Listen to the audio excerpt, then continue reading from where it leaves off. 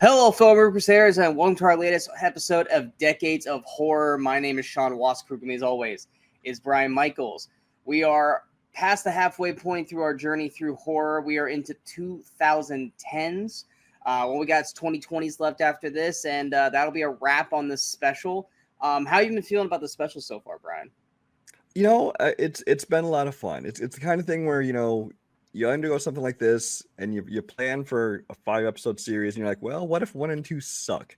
We don't feel like doing the rest of them, but we have to because we started. But in this case, I think we kind of found our groove, and you and I just love to impose our taste on other people anyway, so it's a chance to do that.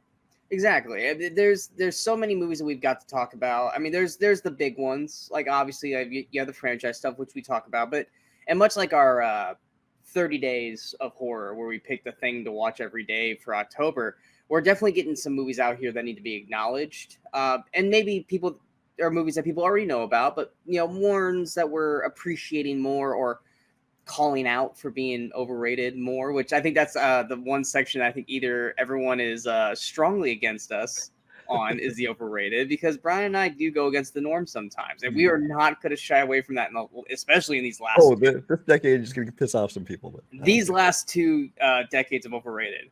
If you guys got mad at us before, you just fucking wait. But yeah, no, I've really enjoyed shooting these. They're a lot of fun, and especially view counts wise, they're higher than normal. Which not that we get a lot anyway, but Halloween wise, you guys definitely check it out. I've actually had people ask me if we're doing anything for the holiday season, for Thanksgiving, Christmas. We don't know yet. We're discussing. We're in the planning phases. As soon as we figure it out, we'll let you guys know. But 2010s. I told Brian right before we shot, narrowing down this list was like Sophie's choice. There are so many movies in the 2010s that I love, that it was very, very hard to narrow it down to a top 5. And then I had like 5 other honorable mentions, and he was like, I do too. I'm like, oh, thank God. So, we always say, let's keep it to a top 5, then we'll have a couple of honorable mentions. Then it's like, okay, we're basically doing top 10 lists at this point. Whatever. Exactly, and even underrated, there's still a good chunk that are getting called out, and then like I said, our overrated, it's just going to be pissing people off fest.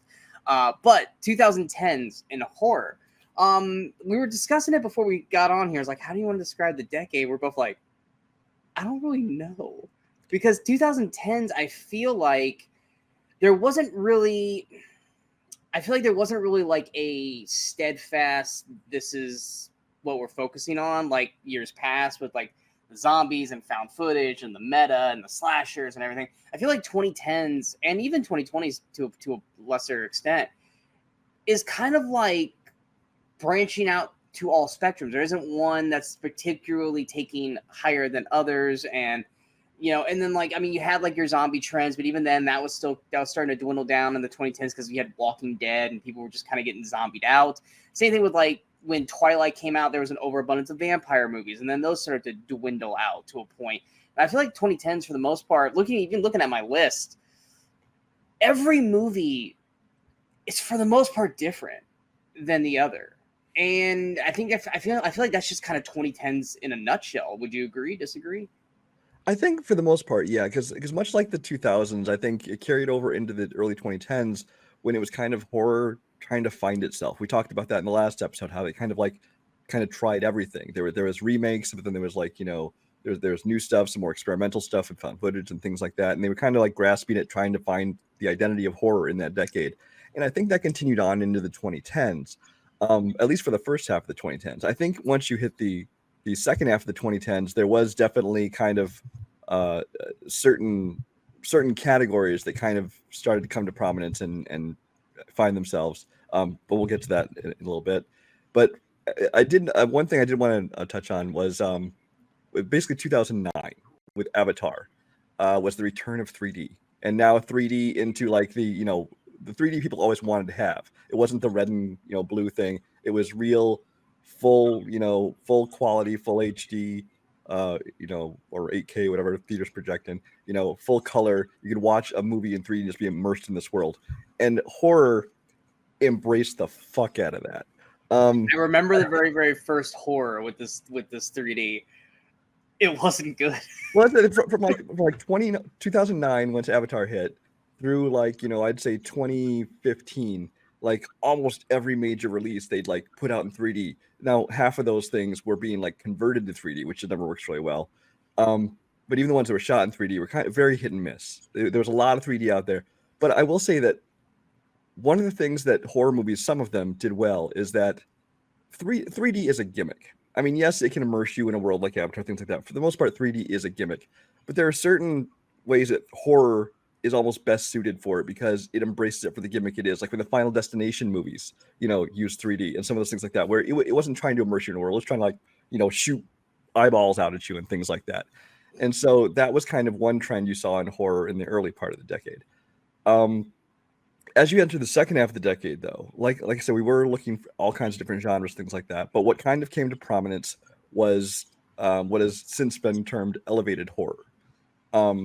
It kind of started that uptick with Blumhouse, because you kind of had them start coming out with all their franchises with what was like Insidious and Sinister and all those kind of things. You And it also was have the kind of like, Conjuring verse as well. yeah, Conjuring, yeah, because they weren't gross out bloody horror. But they weren't like, they weren't necessarily dramas. They were still definitely horror, but it was kind of a more,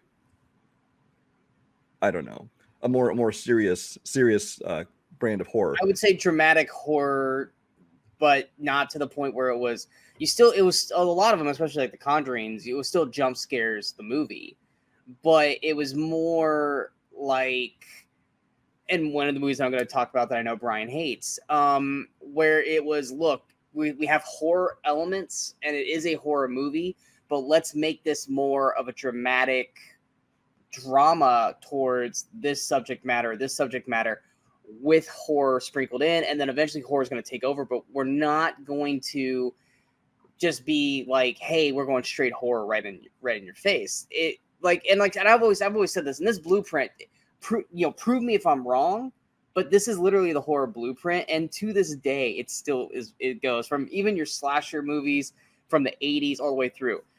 Horror films, give or take, let's go 90 minutes to 2.5 hours.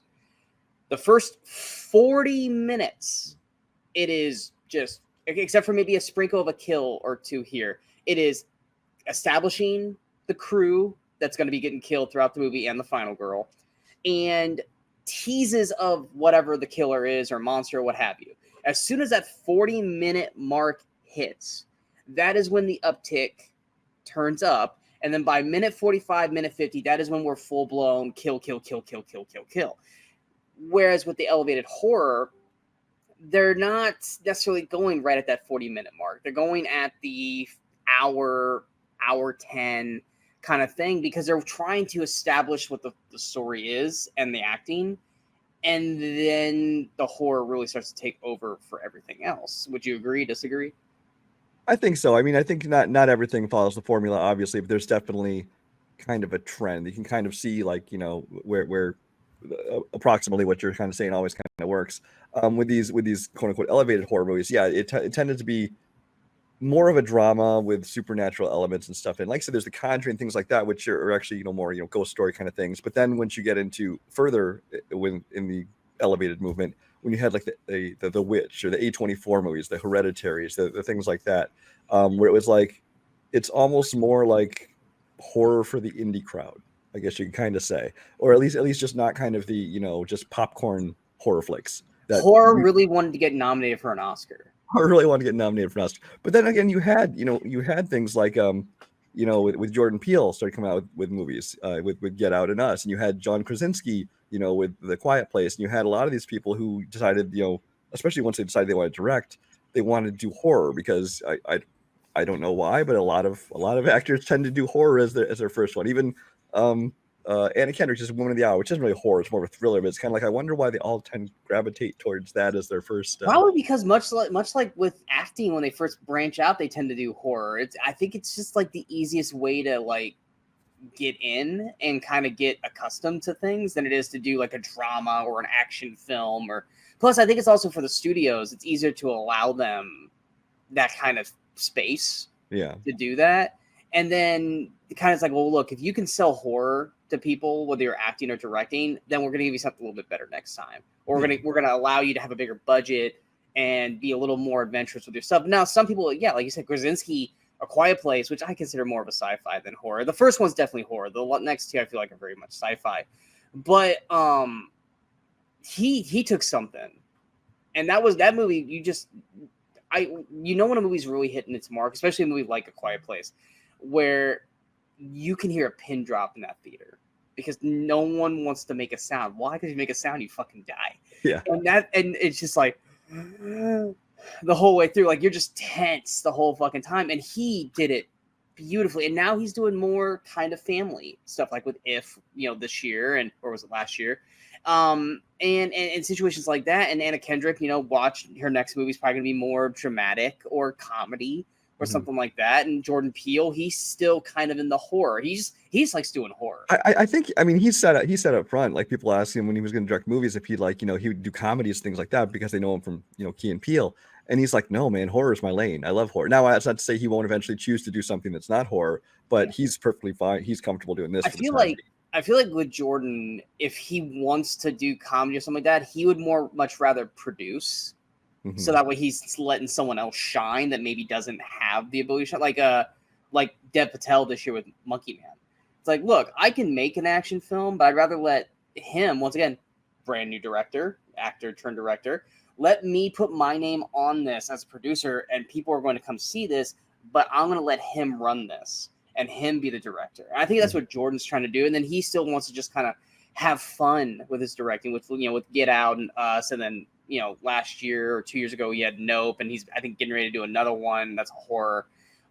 He just likes doing that, which is more power to you. But he's also kind of brought in the social horror, where with Get Out it was very much about racial situations, and Us was more about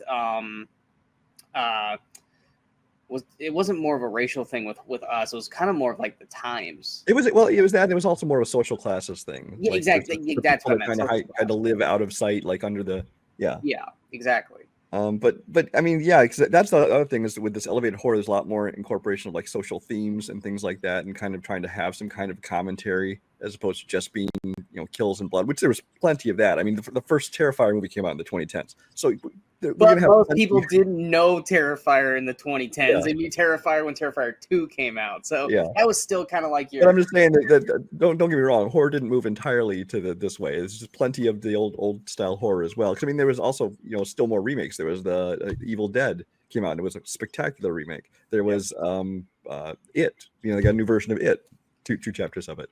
If anything, I would say horror in the 2010s that were mainstream horror, less bloody, less gory in the 2010s. I mean, I'm looking at my list right now. For the most part, yeah. Yeah, I would say a lot of it is more stimulated, elevated horror, and there's not really a whole lot of blood in those. It's more scares and ghosts and jumps and all that kind of stuff. And you have the occasional movie where, that was bloody, and stuff like that. But compared to the decades prior, they weren't really going for the splatterhouse kind of film. No, it was a lot more, ghost stories, things like that, as opposed to like the slasher flicks, which were kind of dying out for the most part, at least for the time being. Slasher or ghosts, demonic, witches, all that kind of stuff was kind of more where 2010s was going.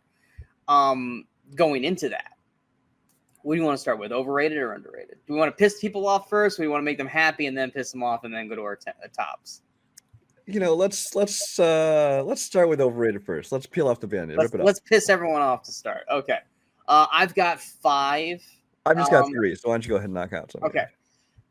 This one, my 2 honorable mentions. I'll get the first one out of the way here. This was one that I want to consider it indie because I don't remember it being really out in theaters around me.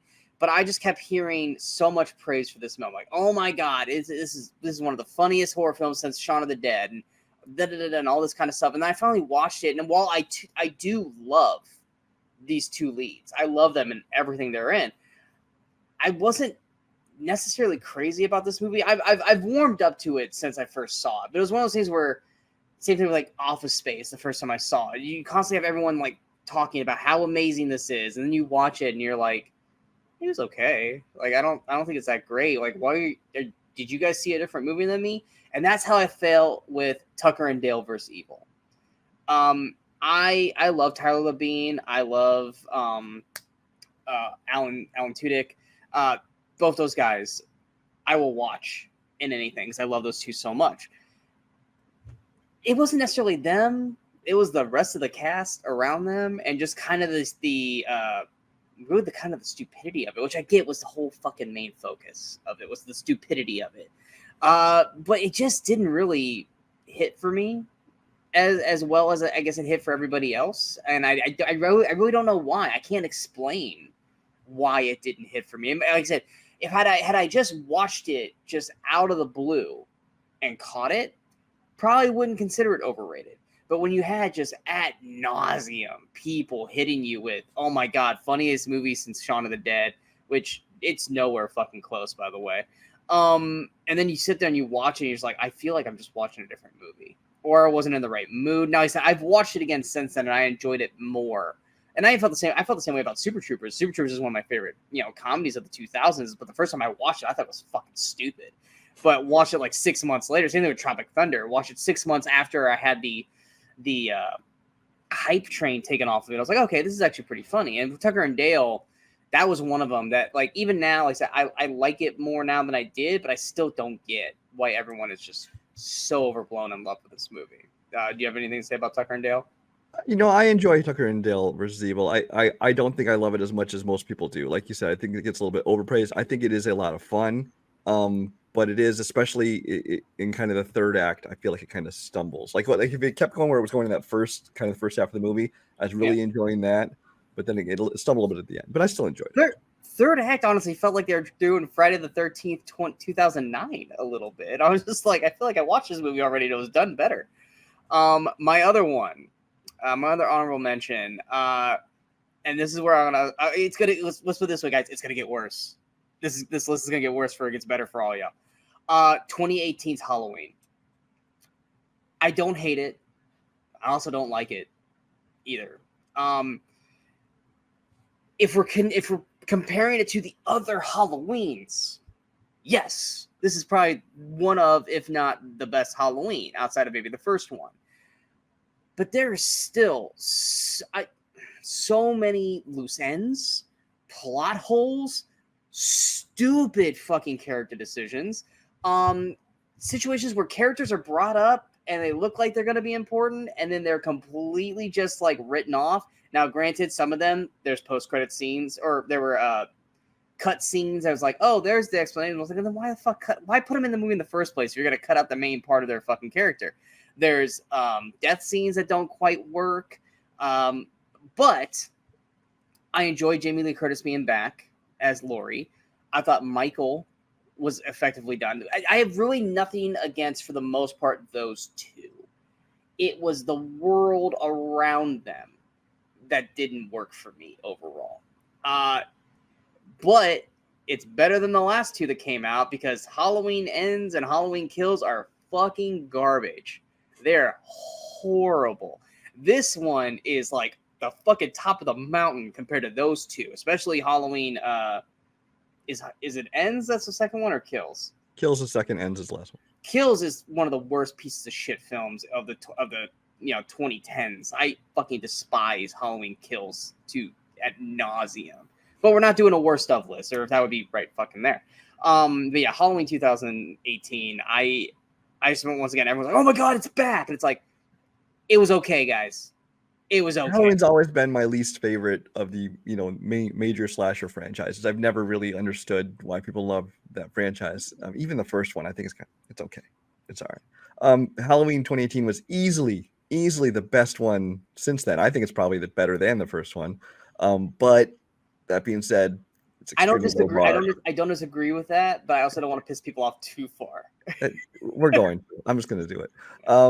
But it's extremely low bar, though, to say that it's the better than that. But then they managed to come out two more after that made the first one look even better, because you're like, oh, these really, really suck. So yeah, that's all I would say about that. Honestly, for me, and like I said, I would have to rewatch it to lock it in. Halloween H2O is probably my favorite. and then it's like this Halloween and the first Halloween. I just love the cast in Halloween H2O. Like, I just love everyone that's in that, and I like that one the best for me personally. But yeah, Halloween 2018, it calm down, everybody. Yeah. Just because they made one right out of the last like 8 does not make it like the best thing ever. Yeah. What was your first overrated? You know what? Actually, I realized I'm going to have 4 overrated. Oh, you have 4th. Okay, go ahead. Although my 4th one is kind of an all-encompassing. My 4th one is basically going to be representative of most of Blumhouse. Most of Blumhouse or A24? Oh, Blumhouse. Oh, okay. Because the Insidious and Sinister and Conjuring kind of being the 3 main franchises. You're putting the entire studio. Well, I'm going to say Conjuring 2. Conjuring 2 is the movie I have on here. Okay. But I'm just using that as kind of representative because I just want to mention that all those franchises, I don't know why they have so many sequels. They were like fine as forgettable one-time watch, one-off story. I can defend the Conjuring verse because they're based on true events, which I say that they are, but they're loosely based. I can understand the Conjuring, but like Annabelle, the Nun, Insidious is like the Conjuring first Conjuring one. I thought was okay. I don't ever really love the 70s aesthetic, but whatever. And it was an okay movie, but then it's one of those things you hear people just loving and praising. You're like, really? This is the movie you're going to get behind? And then Conjuring 2, I kind of heard the same praise about. And Conjuring 2, I thought was complete ass. I was bored to death by that movie. And everyone I was with was bored to death by that movie. We're not sure why people loved it. But it's just basically, for me, Blumhouse in general, again, this is not a worst of list. This is the most overrated list. And I just feel like I don't know why people love these franchises, especially Conjuring, which is just mediocre for me. I will be talking about 2 of the Conjuring-verse movies later. But not Conjuring 2, though. Conjuring 2 is where I kind of went, what the fuck, guys? Because once again, the whole crux of the Conjuring, not Annabelle and the other ones, but Conjuring, is that this is a true story. This is what happened. Now, even with the Conjuring, which I'll be praising it here in a little bit, yes, you have the floating chair and the witch's head coming out of the sheet, but that's all perspective of how everyone felt in that room. Maybe some crazy shit happened, and that's where we're at. Conjuring 2, you had the whole, like, she was predicting, I'm blanking on their names, the Warrens. She's predicting her husband's death. Then you have, like, the fucking claymation, like, Slender Man that came out of nowhere. It's like, this didn't really happen, though. Like, what are we doing? Like, if you're gonna make this based on truth, keep it fucking grounded in realism. But as soon as you had like the slender guy with the big fucking teeth all coming down the hall, I'm like, you lost me at that point. That's a whole other thing we could get into, and that we won't. But in the 2010s, is the whole like kind of Slender Man thing. Like every third movie had a big Slender Man looking creature. Anyway, because it was creepy, because of creepypasta. That's why. And that was the narrative that everyone wanted to post in there because of everything. But yeah, Conjuring 2 I thought was fine, but yeah, it lost me halfway through the film. So you put all of Blumhouse or just? I said Conjuring 2, but it's kind of representative for me of most Blumhouse movies for me. At least those 3 main franchises. Okay, go ahead with your number 3. My number 3. Well, it's the rest of my list is going to be elevated horror. Just tell you right up front. And this is one that, again, I was just bored to death by this shit. And it has a Slender Man type character in it because they think that's spooky. And it was boring as shit. And I was like, oh, I'm sure everyone agrees with me. This is boring as shit. And then you go on Letterboxd and people are like, oh my gosh, this is the best movie of the year. I'm like, what the fuck is wrong? And that's The Babadook. I'm sure it was probably on your favorites list or something. I don't know. I found nothing entertaining about this movie. I was just bored beginning to end, and it's I don't even have much. Honestly, I've managed to forget most of like the plot of the movie. I just remember certain images from it, and I remember my feelings watching that movie, and that was just a complete boredom. And again, I watch lots of movies, so I'm willing to write movies off as, okay, this one wasn't a winner, and I forget about it. It's when movies like that I feel that way about get praised, and I'm just left scratching my head. That's when they make my list like this. This is my number 2. Oh, good. Okay. I fucking hate The Babadook. I hate this movie so goddamn much. You know what my number one is, Brian, so don't act surprised for my number one. You know what my I do. I know. Venomously hate that my number one film. This is my number two. This is another movie. Once again, everyone's praising this movie. Oh my god, have you seen the Babadook? Have you seen the Babadook? And then I watch it, and I'm like, I can't get past the two leads. You got this kid, which is supposed to be autistic. He's supposed to have something. I want to say he's autistic. And then you have the mom. I could not stand the acting. The one scene that gets me every time is just like, I want to shut this off. They're in the car, and she's like screaming at him because he's screaming, and then he just goes back and like, ah! I'm just like, fuck this movie. This movie's stupid. And then you have the whole Babadook thing, but then you find out at the very end, like, it's not even like really a monster. It's the mom the whole time, and it's how like it's all about like her like depression or some shit. I barely remember. The problem I have with elevated horror is that everything, it's like, oh, this is actually symbolic of grief, or the symbolic of your inner turmoil. Like, fuck you, just make a goddamn horror movie with a monster. Yeah, once they were like, do we even want to call it a twist for Babadook? There's like, you found out that it wasn't really a monster, it was just the fucking mom. But then it's like, well, but there's times where it looked like the Babadook was affecting the mom, and it's like, well, then no, you're already fucking up your whole. I hate the Babadook. This movie's fucking sucks. I'm glad you agree with me. Okay. Oh, it sucks. Since I just gave you one, go with your number two. My number two is going to be, well, you know my number one as well. My number two is going to be The Witch, or The Vivitch, if you want to look at it that way. This is another one. It's bland to look at. It's boring to sit through. It's got nothing really scary in it. It's just kind of creepy imagery than anything. Man, and it is. It's some creepy imagery. You look at individual scenes, you might say, okay, this looks creepy, but it's not scary, and it certainly doesn't, justify, an hour and a half, 2 hours of watching this. And I just found nothing appealing about this movie. Now, the good thing to come out of this is Anya Taylor-Joy. I honestly don't remember specifically her performance in this movie because it's been forever since I watched it. But I mean, obviously, this kind of brought her into prominence, and she's gone on to have a great career, and we like her and most of the stuff she does. So that's good. Other than that, I mean, the movie does nothing for me. And the director, I mean, I don't entirely blame him, just because I've seen him do other things, like he did The Northman, which I thought was actually pretty good. I love Robert Eggers. Some of his other stuff, like The Lighthouse, things like that, they're clearly not for me. And I fully acknowledge that there are movies, like, and a lot of it's A24. Anyone who knows me knows this already, that are not for me, and I get that. And there are people that love that, and I don't hold that against them. Great, I'm glad there's movies out there for you, your style. They are not for me. And The Witch maybe just was one of those, but then becomes, in my opinion, one of the most overrated films of the decade. Robert Eggers has been someone who I remember everyone was talking about this movie. I have still not made it through this movie. But I've tried watching this movie 4 times. 4 fucking times. First time I made it through the first 10 minutes, I was like, oh my God, stop. I'm done. And then it's the kind of thing you watch because you're hearing so many good things about. You're like, yeah, it must be good. And then after you've turned it off after 10 minutes, you're like, you know what? It must get better later on because people are praising it. So I guess I'm going to try again and push through it. Nope. It reminds me of, oh God, I can't remember what comedy sitcom it was, or it might have been a movie where it was like this guy came in to watch like a porno, and he was like, the two dudes started. He goes, and he was like, oh, okay, yeah, they're just getting ready for the girl to come in. The girl never came. The girl never came. I can't remember what movie or TV show it came from, but like that's what it felt like with The Witch. It's like, okay, well, it's like the movie starts with like her playing like peekaboo, and the baby's just gone. You're like, oh, okay. And then 10 minutes in, what?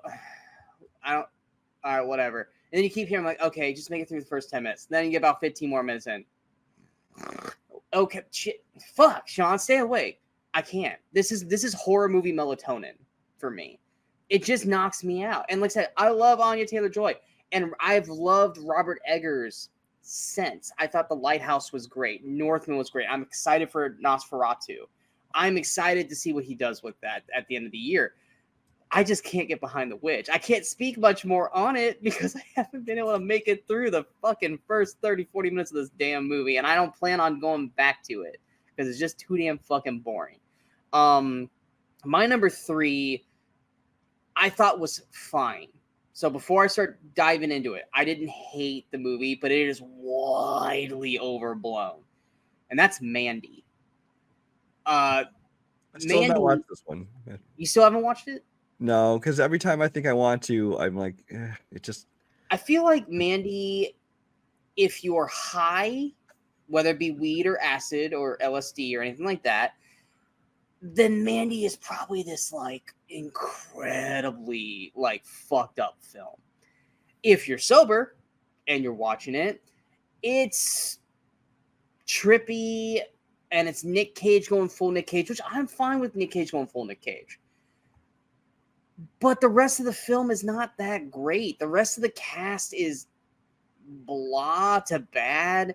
The color palette at points is effective. At other points, it's like, okay, come on. But the first 30, 40 minutes of this movie, until we get to like what actually happens and what leads Nick Cage to fucking go full on Nick Cage, up to that point, boring as shit. And then by the time we actually do get to what everyone loves about Mandy, you're kind of just checked out until Nick Cage does a crazy Nick Cage thing. You're like, okay, that was actually funny, or that was fun. And it just never got out of like, now granted, like it builds, it fucking does build. And it does, especially in the third act, like, oh shit, okay. But it never like, I say that, but it felt like it never got out of second gear for me. It just kind of like stayed at like still being trippy, because it's like it's about like a cult, like almost like a Manson family, like track down or follow like Nick Cage's girl. I think she might have been a part of the group at one point. They track her down and they kill her in front of Nick Cage, and Nick Cage is basically just goes on a rampage for revenge after that. But it's all done in like this weird. Okay, best way I can describe it to you. Do you remember the one thing I hated about Drive Away Dolls? Yes. That is the whole movie. Great. It's that sprinkled in with Nick Cage and overtly red hue and him going full on crazy, and then some gruesome kills. But it's that whole beat the whole fucking way through. Which, if anyone knows Drive Away Dolls, I hated like the 3 or 4 interlobes, little psychedelic interstitials. Yeah. Exactly. That is Mandy. It works for people. Like I said, if you're stoned or high, I'm sure this was like, whoa, the whole way through. I wasn't. I was watching this at like 2 or 3 o'clock in the morning because I finally like was able to find it and watch it, and I'm just watching going, I like Nick Cage in it, but I don't like anyone else in this movie. And guess what, guys? No one else in this movie has really became big after this. So it wasn't like it was like a revolutionary like performance for anybody in this film either. But yeah, everyone talked the shit up out of Mandy when it came out, and I'm surprised you never watched it. Of all the shit that you watched, I'm surprised you never watched Mandy. I think that's why, because I saw such mixed reactions to it. Because there are people that loved it, and then there were people like you who I know really didn't like it, and I'm like, I tend to side more with people like Sean on this. So I'm like, it wasn't even the point of not liking it; it was just the point of, That's just it. But with me, there's so many movies out there that it's like, if I know something's got a good chance of being it's not going to be at the top of my watch list. I mean, I get to it someday, but no rush. Go ahead and get your number 1 out of the way. I'm not going to say anything about it because it's definitely on my list to be talked about later. So I'll let you vent and get it out, much like you did with Paranormal Activity in the last show. How can you talk about it later? There's not a worst of list. What? No. Yeah, folks. Hereditary sucks. Hereditary is ass. Hereditary is maybe the worst movie of the fucking decade. It's definitely the most overrated movie of the decade as far as horror movies, and actually maybe of all movies, because it's not that good. There's not a single scary moment in this entire movie. Most of this movie, if anything, if any emotion elicited from me, was laughter. This is an unintentional comedy. I mean, don't get me wrong. Like the cast is blameless. Toni Collette, phenomenal job. I thought she got an Oscar nomination. Even as much as I don't should have. As much as I don't like this movie, I think she did a phenomenal job of acting her role in this movie. Alex Wolff, I thought, did a great job in this movie. I wouldn't, not Oscar nomination, but I thought he did a great job in this movie, especially just even in that first scene, where the after what occurs with the sister, and He goes back home, just playing that silently, that whole 5-minute stretch. Great. He does a great job. The problem with me is largely in the plot of it, but also in the execution of it. Because, I mean, especially now, the whole movie, I was mostly just bored. Like I said, I wasn't scared by it at all. I didn't even think there was creepy imagery. I thought there was nothing to it. It was just kind of sitting there watching this story play out on screen very, very slowly, very, very slowly. The only fun I found in it was actually kind of laughing at it. And in my theater, there's actually several other people laughing too. So it wasn't just me. But then especially once you get that last act, you got fucking naked people running around. Like, what the fuck are we doing here? This is just, tell me they're not trying to make you laugh, because there's nothing at all in this movie that makes me think of it as horrible, but not horror. And it's just the very definition of overrated for me, because this is a movie that hits top 10 lists all the time. People praise it, for everything about it, and how, it's one of the best horror movies of not only the decade, but even, people on all-time lists and things like that. And I don't understand it at all. And yeah, I know you're going to talk about it later, and definitely talking about this later. And I'm not going to refute it at that point, because I'm getting everything out now. So yeah. There, I've said my piece. Yeah, I'm definitely talking about this later. Yeah. My number one, I have not shied away of my hatred of this film. Even on this show, I've talked about this movie ad nauseum. I think we even tried to redeem it. I think during a weekly or weekend Crusaders, we were like, hey, you know what? Now that it's kind of past, let's watch. No, I still fucking hate this goddamn movie. For the record, I don't need to redeem it. I kind of like it. I don't love it, but I like it. You talked about Hereditary being the most overrated and movie. No, this movie is the most fucking overrated. And we're about to get a fucking sequel to it, which makes me even more pissed off that this fucking thing exists. Fucking It Follows. This is the dumbest fucking horror film of the 2010s. It's overrated as shit. It's not well acted.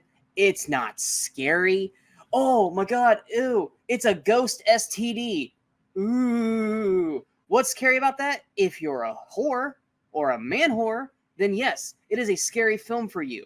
Not to mention that you can easily defeat this very, very easily. And they finally figure out at the end of the movie, oh boy, you should just do this. No, you should have just done this from day fucking one. You have sex with a prostitute. She's going to have sex with probably, anywhere between 1 to 8 other people in that time frame. It should never come back to you at that point. And if it does, you just go sleep with another prostitute. It's like your get out of jail free card if you're married. Like, hey, it's back. You can even lie. Going, the thing's back. I got to go have sex with a prostitute. And then boom, you're saved. There should never, if anything, being a prostitute should be the scariest thing. Because once again, if you're a whore or a man whore, then this is a terrifying film for you. Because that's basically what this movie is at the fucking end of the day. It's a ghost STD. It's kind of like Smile to a point where it grabs onto somebody, and then the only way to pass it on is to have sex with somebody else, and then it goes to them. But if they kill them, then it goes back to you like a fucking chain letter. The other thing too is that this thing doesn't chase you. It slowly creep walks at you at the same speed. So literally, if I was rich or had no career, go to the other fucking side of the country. I think you're go good. To an island. Is it going to swim? An island. Because by the time it fucking gets to you, it'll be forever. And then as soon as you see something creepily walking up to you again, you just fucking leave. Fly back. And exactly. If you're one of those richer people, I have a house on the coast. I have a house on the East Coast. I have a house on the West Coast. And I live there whenever the fuck I see that thing coming at me. Because guess what happens? As soon as you leave, it's fucking Lord of the Rings to a point. They got to fucking go on a journey. It's a slow-ass walk. It's not like it's transferring people, person. Because at least in this movie, there's no indication that it transfers to people. It's going to slowly just wait and walk up to you at some point. And then it's just a game of tag. You just got to let it not touch you. And then you're fine. The acting in this movie, not great. I still to this day, the most worthless character in any movie is the girl, not the girlfriend, but the friend of the girl that's a friend of the lead, who brings nothing to this fucking film. She's just there. She's reading. First off, and I love that the directors say like, "Oh yeah, this is timeless. There's no real time." No, you shot this for the fucking 80s. The whole aesthetic of this goddamn film is the 80s. You have old-fashioned like big screen TVs. You got wood paneling on fucking everything. This is the 80s, maybe early 90s. Yet you have this fucking girl in the movie with a fucking like Kindle who's reading this shit, which the technology wouldn't even have been out yet at that point. And what does she do? Nothing. She's just there to spout off bullshit nothing throughout the film. She's not a part of the plot. She's not integrated into anything that happens. She's just that one friend that just sits there, says a line that matters nothing in this fucking movie. Again, she must have been sleeping with the director or a family friend or just related, because there's no purpose for this woman. You take this girl out of the movie is the exact same fucking film. There's no point of her being in this fucking movie. But yeah, It Follows is fucking garbage. And I don't understand why people are scared, unless you're like, oh no, if I sleep with this person, I might have an STD ghost. No, you might have an STD, but there's no fucking ghost chasing you. Wear fucking rubber, people. Use protection. That's the whole plot of It Follows. I fucking hate this movie so goddamn much. I will say just real quick, that reminded me that another thing especially in the second half of the decade, is kind of that 80s aesthetic came back in a big way. I mean, of course, there was things like Stranger Things and stuff like that took place in the 80s. But then you had like It Follows and The Guest and some other movies that kind of, they brought on that 80s aesthetic and kind of used that 80s synth scores and things like that and kind of the look of it, but they weren't actually in the 80s. And sometimes it works and sometimes it doesn't. But in this case, I know it really pissed off Sean. So. I just remember watching this in a theater with my buddy at the time, and I'm like within the first, like, once you find out, like, hey, here's what happened to you, you have to have sex with somebody or something. First off, it's the girl. I think there's plenty of people that can literally take care of this. You know, like, there's plenty of people. You're not ugly, you know. You can go have sex with somebody and figure this shit out. And then, but I'm like, why can't you just have sex with a prostitute or like a man whore or like, you know, a escort and do this? And he's like, yeah. I go, then why the fuck are we watching another hour and 20 of this? Like, this is pretty self-explanatory how to fucking fix this situation. I go, also, why don't you just drive away? Like, which they do at one point, but they drive like to the beach, which is like 5 miles down the road. They don't like go like, hey, I'm leaving. There's just like the whole time just sitting there going, why wouldn't they just do this? My buddy goes, I agree. I'm like, what the fuck's the point? You know, that's what I said. I remember when we talked about this before. It's like, I totally get every one of your points, and they are totally correct. But at the same time, I didn't love the movie, but I was like, it's fine. It was, I didn't hate it as vehemently as you did, but I totally agree. Every one of your points is valid that you make about things like that. And it's not. And before you guys go, well, dude, it's easy for you to say. Like, I'm not saying like it's like Scream, like I would have shot the fucker in the head. You know, it's like, okay, cool, but you probably didn't have a gun around, and adamantly every time someone shoots at Ghostface, he fucking dodges it like he's fucking Neo from the Matrix. This is pretty easy. You just have sex and it goes away. It might come back, but then you just have sex again. And the fucking ending where the guy figures out, oh, I just have sex with a prostitute and that'll save the girl that I love from being killed. And then he doesn't do it because he loves her. Fuck you. If anything, you're selfish because you chose not to have sex with a prostitute and continually put you and the woman that you love in danger. Fuck you, dude. I hope you die. And I hope she finds out that that's how you died because you were a pussy. They should have just crossed over It Follows with Black Mirror, and then it would have started following a pig after somebody fucked that. I'll be talking about Black Mirror on the next episode. Yeah. So I mean, okay, Sean, breathe. Yeah, okay. I'm done. Hereditary's out of my system. Now we can move into underrated. Talk about things you actually like. Woosa, goose fraba. Now we go to underrated. All right. I have 1, 2, 3, 4, 5. Yeah, 5. Okay, I've got 8. So I'll knock my 3 out real fast. Yeah. Back to the Conjuring verse. Annabelle Comes Home is actually really solid. Annabelle Come Home which is the 3rd Annabelle film. They all blur together for me, so I'm not sure what's what. So Annabelle Comes Home is basically Conjuring 2.5 because it's the one that actually has the Warrens in it, and it's like, and you got McKenna Grace, who's a phenomenal young actress. Okay, basically, it's honestly, it's actually Conjuring prequel because they bring Annabelle home, and I'm pretty sure they already had Annabelle when the first Conjuring hit. I'm pretty sure. So technically, this is a prequel to the Conjuring. But basically, the Warrens bring Annabelle home. They lock her up in their like basement room, whatever the fuck it is, and then they have to go on a mission. And they leave their daughter home, and they got a babysitter, and it's only for like a day or two.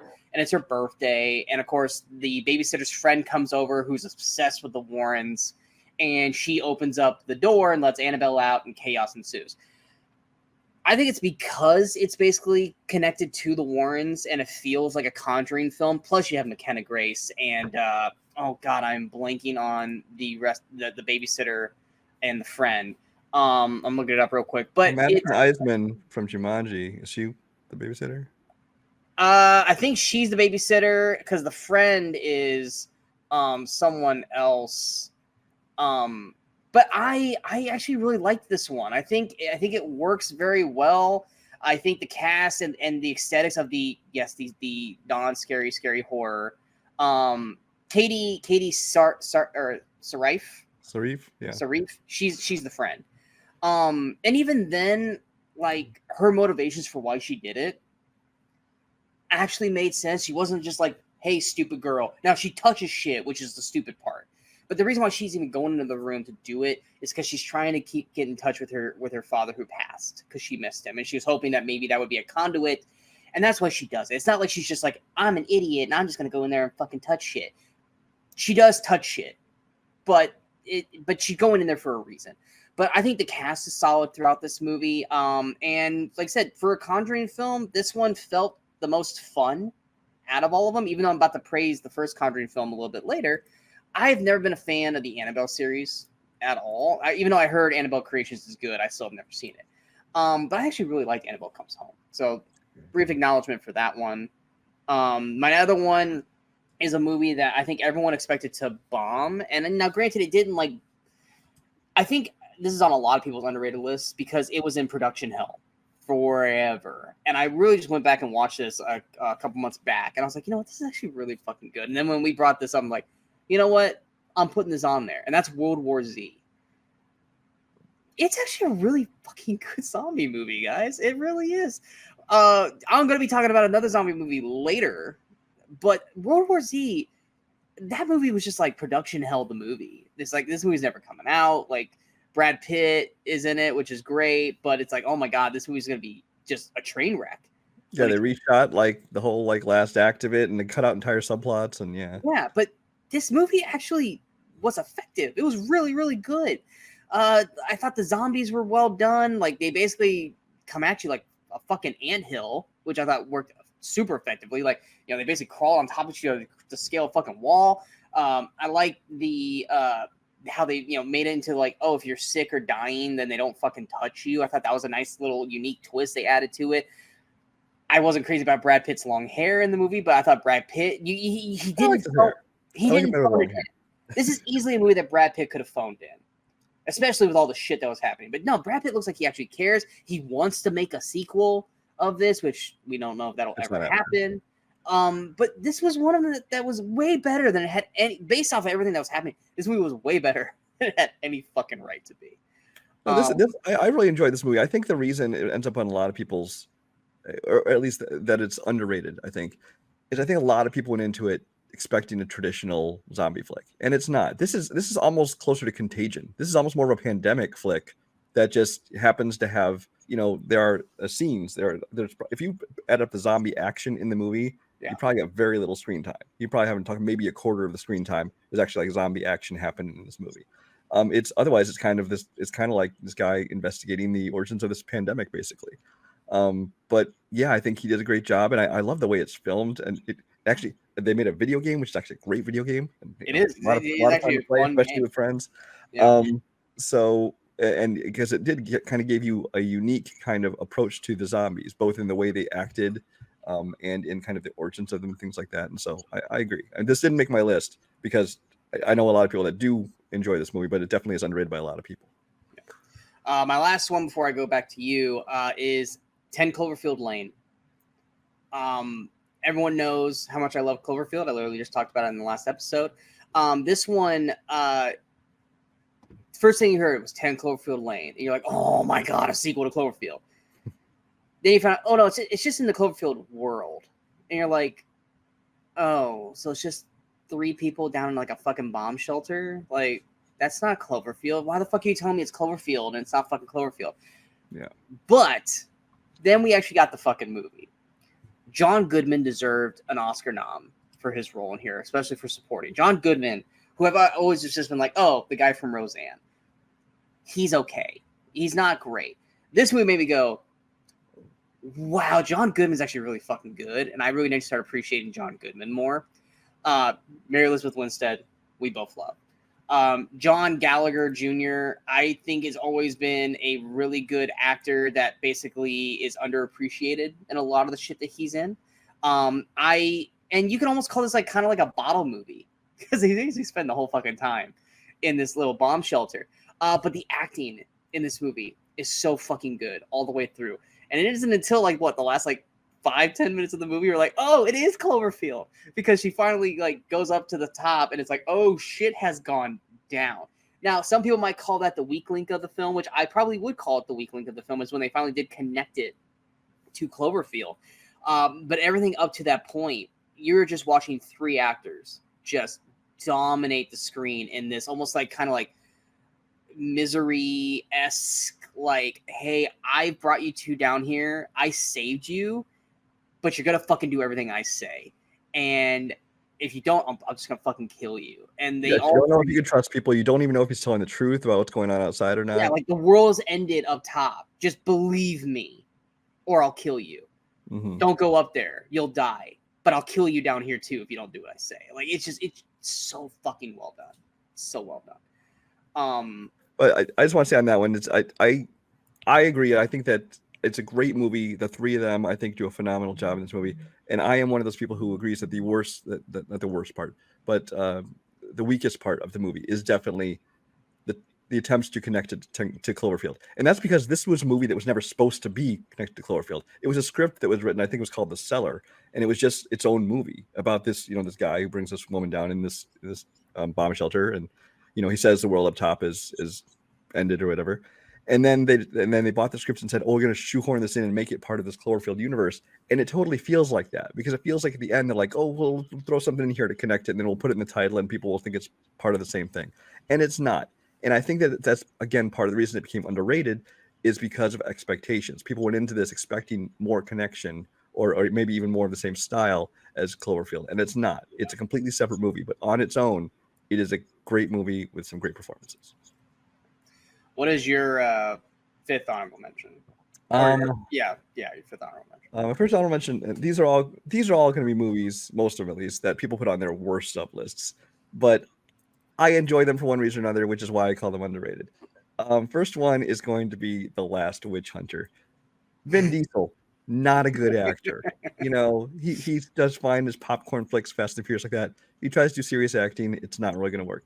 This is a movie for me that just worked for me.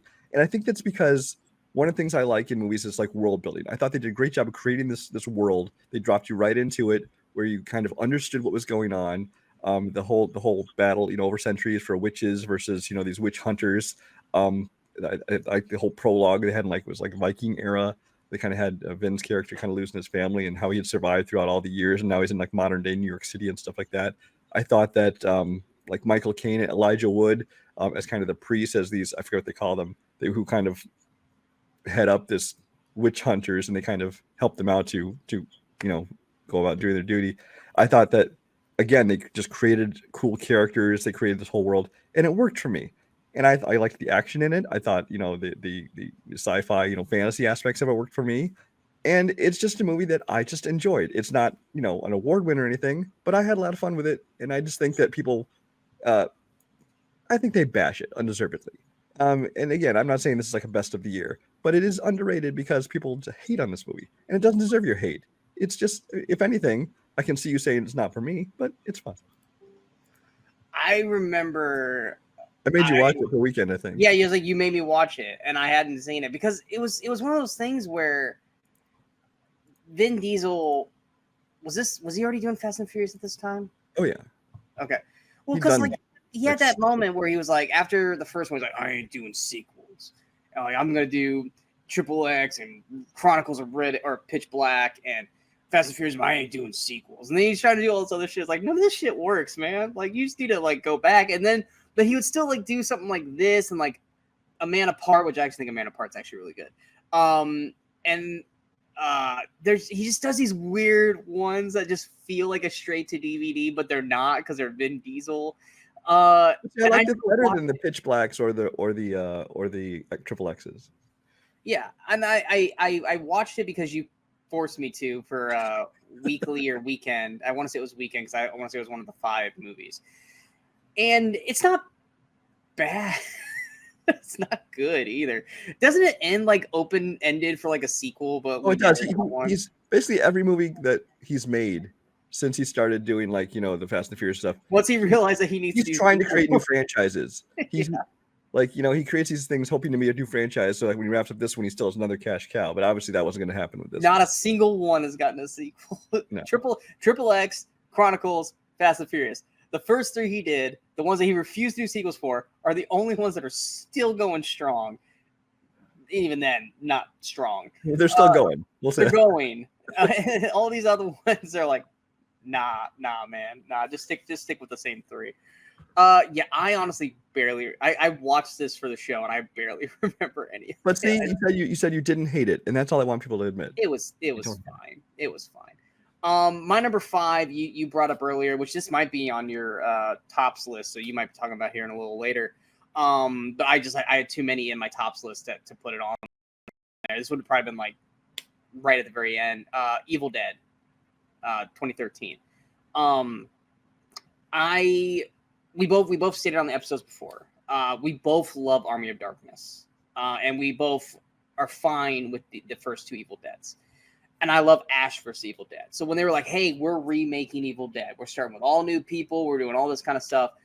I was like, okay, I'm intrigued by it. You added Jane Levy, who I love her as an actress. I watched her in like Shameless and oh god, I think it wasn't Suburbia, but it was like a suburban comedy sitcom thing. And I love her as an actress.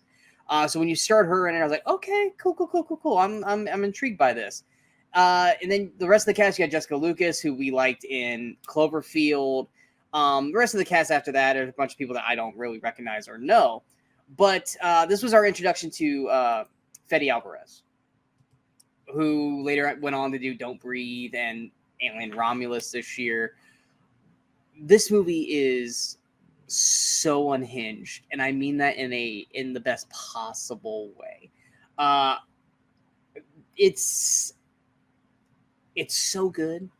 It's so batshit crazy that it's like, I feel like this is what they wanted to do with Evil Dead in the 80s, but they just couldn't figure it out. But they also just couldn't get rid of like the charisma of Bruce Campbell.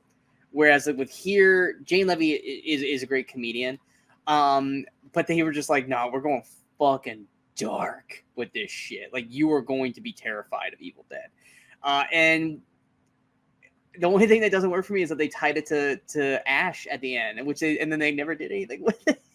They never brought it back up again. They never made another one with these characters. But yeah, I love this movie. I love this movie. Are you gonna be talking about this later, or do you want to talk about it now? No, it didn't make my top list or anything, but I very much enjoyed this movie. And it's definitely one of the bloodiest of the decade. I still think one of the most like insane moments of the movie is when like she's got her friend like up against the wall, and she like opens up like the box cutter and like drags her tongue into it, and I'm just like, like just made me want to just like cringe up into like a little fever, like, oh my god, I can't look away. This is so horrible.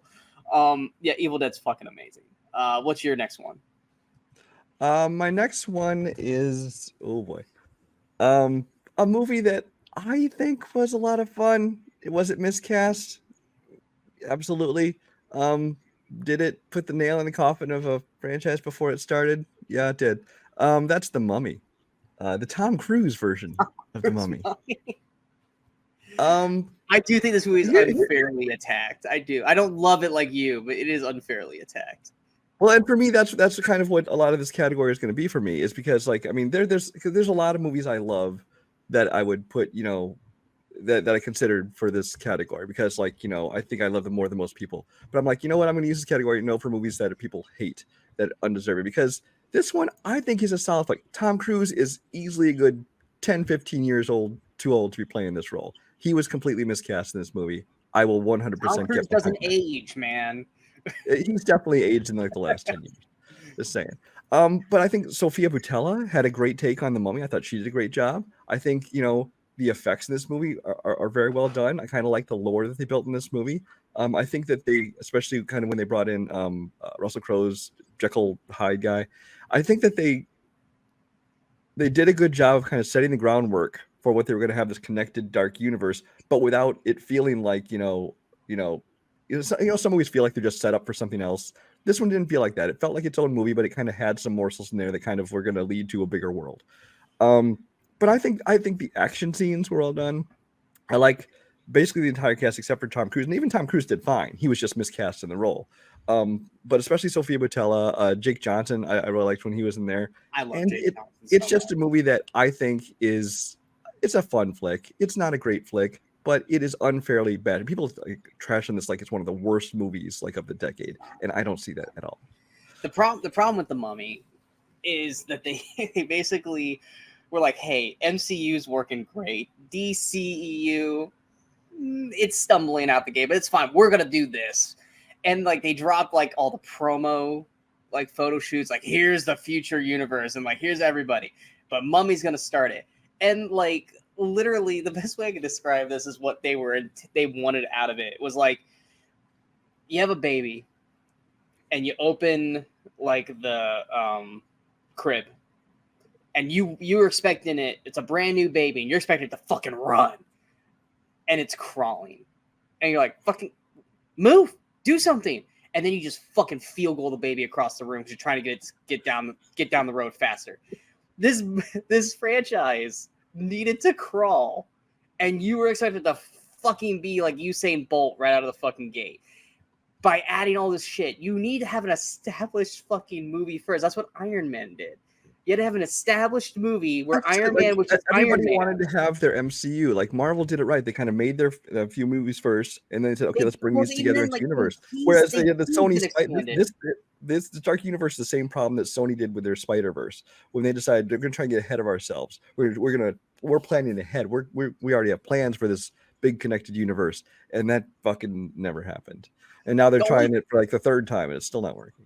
The only thing that I'm hoping that would have happened, which I know it fucking won't, but this is where my brain's gonna go. Like I'm making the history of my brain, is that eventually all these would have worked, and we would have gotten a modern day Monster Squad. That's what I would have wanted out of this. Was that eventually it's like, it's gonna take down all these fucking creatures, the fucking new Goonies, the new kids, the new Monster Squad, and we're gonna have like a 2020s Monster Squad. Fuck yeah. We never got that shit. The problem is probably more like the modern day Van Helsing, and that was a horrible. It would honestly have been like, oh, we're gonna bring in like the Avengers for the monsters kind of thing. Future Commandos, yeah, exactly. It's like it's not bad, but yeah, they literally expected this movie to fucking like blitz out the gate, and it really just needed to crawl. And I honestly think that if they hadn't had their big promotion about the MonsterVerse and the photo shoots and things, and basically they creating this whole universe before they even made sure the one film succeeded first, I think people wouldn't hate on this as much. But I think they hate on this largely because of like, you guys assumed we'd love it. I think tone wise, it was kind of all over because it's just like they wanted to make the Mummy, but they wanted to still make it action like the Mummy in the 90s and 2000s. Yeah, it was gonna be action adventure, but it was gonna be without it wasn't the comedic version of it. But they wanted horror as well. But then you cast Tom Cruise, who's I don't think it's done a legit horror since Interview with the Vampire. Maybe there's another horror in between. And even those vampires, I don't even call it movie horror really. And no, it's a dramatic, it's a gothic drama. Yeah. But you casted him, he's Mr. Mission Impossible. Naturally, and then the cast, you have like the big sand cloud, and he's running again. It's like, okay, it's Mission Impossible with a monster, with a mummy. And it's feels like okay, Ethan cool. Hunt in the Mummy, yeah. And then we throw Russell Crowe in for Dr. Jekyll and Mr. Hyde. It's like, I don't think you guys even know what movie you want. Because are you guys wanting this to be a horror, or do you guys want this to be like The Mummy in the 90s and 2000s, where it's an action thing. Okay, cool. Then let that you're basically just remaking The Mummy. At that Well, point, like I just said, I think bring Brendan their Fraser problem, back. I think their problem was taking all the wrong lessons from the MCU because, like I said, they decided, oh, we want to create this big connected universe like the MCU. And I think that, and from what I've gleaned in some interviews, is like they kind of want to do that same thing as the MCU. Where like, okay, this one entry into the universe is more of an action movie. This one's more of a thriller. This one's more of a, you know how MCU kind of does that. This is a political thriller. This is that. Yeah. And I think they thought, okay, Mummy is going to be kind of an action film within this universe. And it's like, it does have a problem with finding its tone. And a big problem with that is having Tom Cruise in there and feeling like Ethan Hunt. Yeah. Yeah. My next one is one that I feel like people liked, but then like forgot about it like 2 months later, and that's Crawl. Crawl was a They said Crawl, the old sci-fi 80s movie. Like, what? No, Crawl. Yeah. Yeah. Which honestly would work perfect right now with the current hurricane situation, because that I'm sure this movie has happened at some point here in the last 2 weeks in real life. Crawl is basically a hurricane hits a town in Florida, and a woman goes to find her dad's house, and at that point it's been flooded, and she's stuck in the house, and a bunch of alligators have been like basically broken into the house, and it's basically her trying to find her dad who's trapped inside and not die. It's a very simplistic plot. Alexander Aja, I'm not crazy about him as a director. He does a lot of the torture porn kind of movies, or just horror movies in general, that I just don't like. But I actually really, really liked how he did Crawl. I think cast, relatively small cast, I think was solid throughout. I am always a big fan of Barry Pepper. I always like Barry Pepper in everything he's in.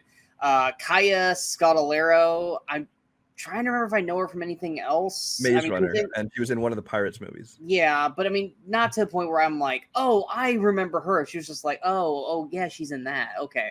But I thought she was solid in the film. I think the horror aesthetics of the alligators or crocodiles, I never can guess which one is which.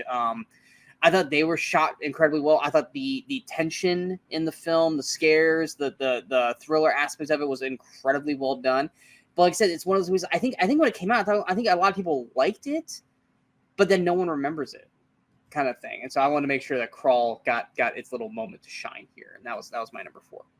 Yeah, no, I enjoyed that one, and it's the kind of movie that it's a very simple premise, and you know exactly what you're getting into with this movie. There's not any big surprises in this movie, but it's a fun thriller. For an hour and a half, 2 hours, whatever it is, it's a lot of fun. What was your next one? My next one is kind of a religious horror movie, and it's one that I feel is very underrated. And one of the things I love about it is it's got a great cast of not necessarily A-list stars, but people I really enjoy, and that's Legion. Which I think is another one I might have made you watch for Weekly Crusaders. No, I watched this when it came out. Oh, okay. I think you made me rewatch it, but okay. I watched it when it came out. So this is a movie that, again, it's kind of, they created kind of this world because, the movie starts out and it's just like this diner out in the middle of nowhere, in the desert. And you got, Dennis Quaid, you have, oh my gosh, who is the younger guy? Lucas Black? Yes, thank you, Lucas Black. I blanked out his name. You got Adrian Palicki, who, we love. She's kind of waitress working there. And there's the whole kind of cast. And then you have okay, sorry, I'm babbling. And then you have the diner customers there. I was trying to kind of set up that subgroup that's there. And you're like, okay, we don't know what this movie is. And then basically you find out it's basically this war between the angels trying for the future of humanity, because God's basically given up on humanity. Adrian Palicki's going to have this baby, and if this baby is born, basically it's going to create the downfall, end of the world, whatever, and because God wants to destroy everybody. And Paul Bettany, who never really gets to lead movies, especially before this point, he gets to be the lead in this movie, and not only that, but he gets to play like kind of an action lead to it.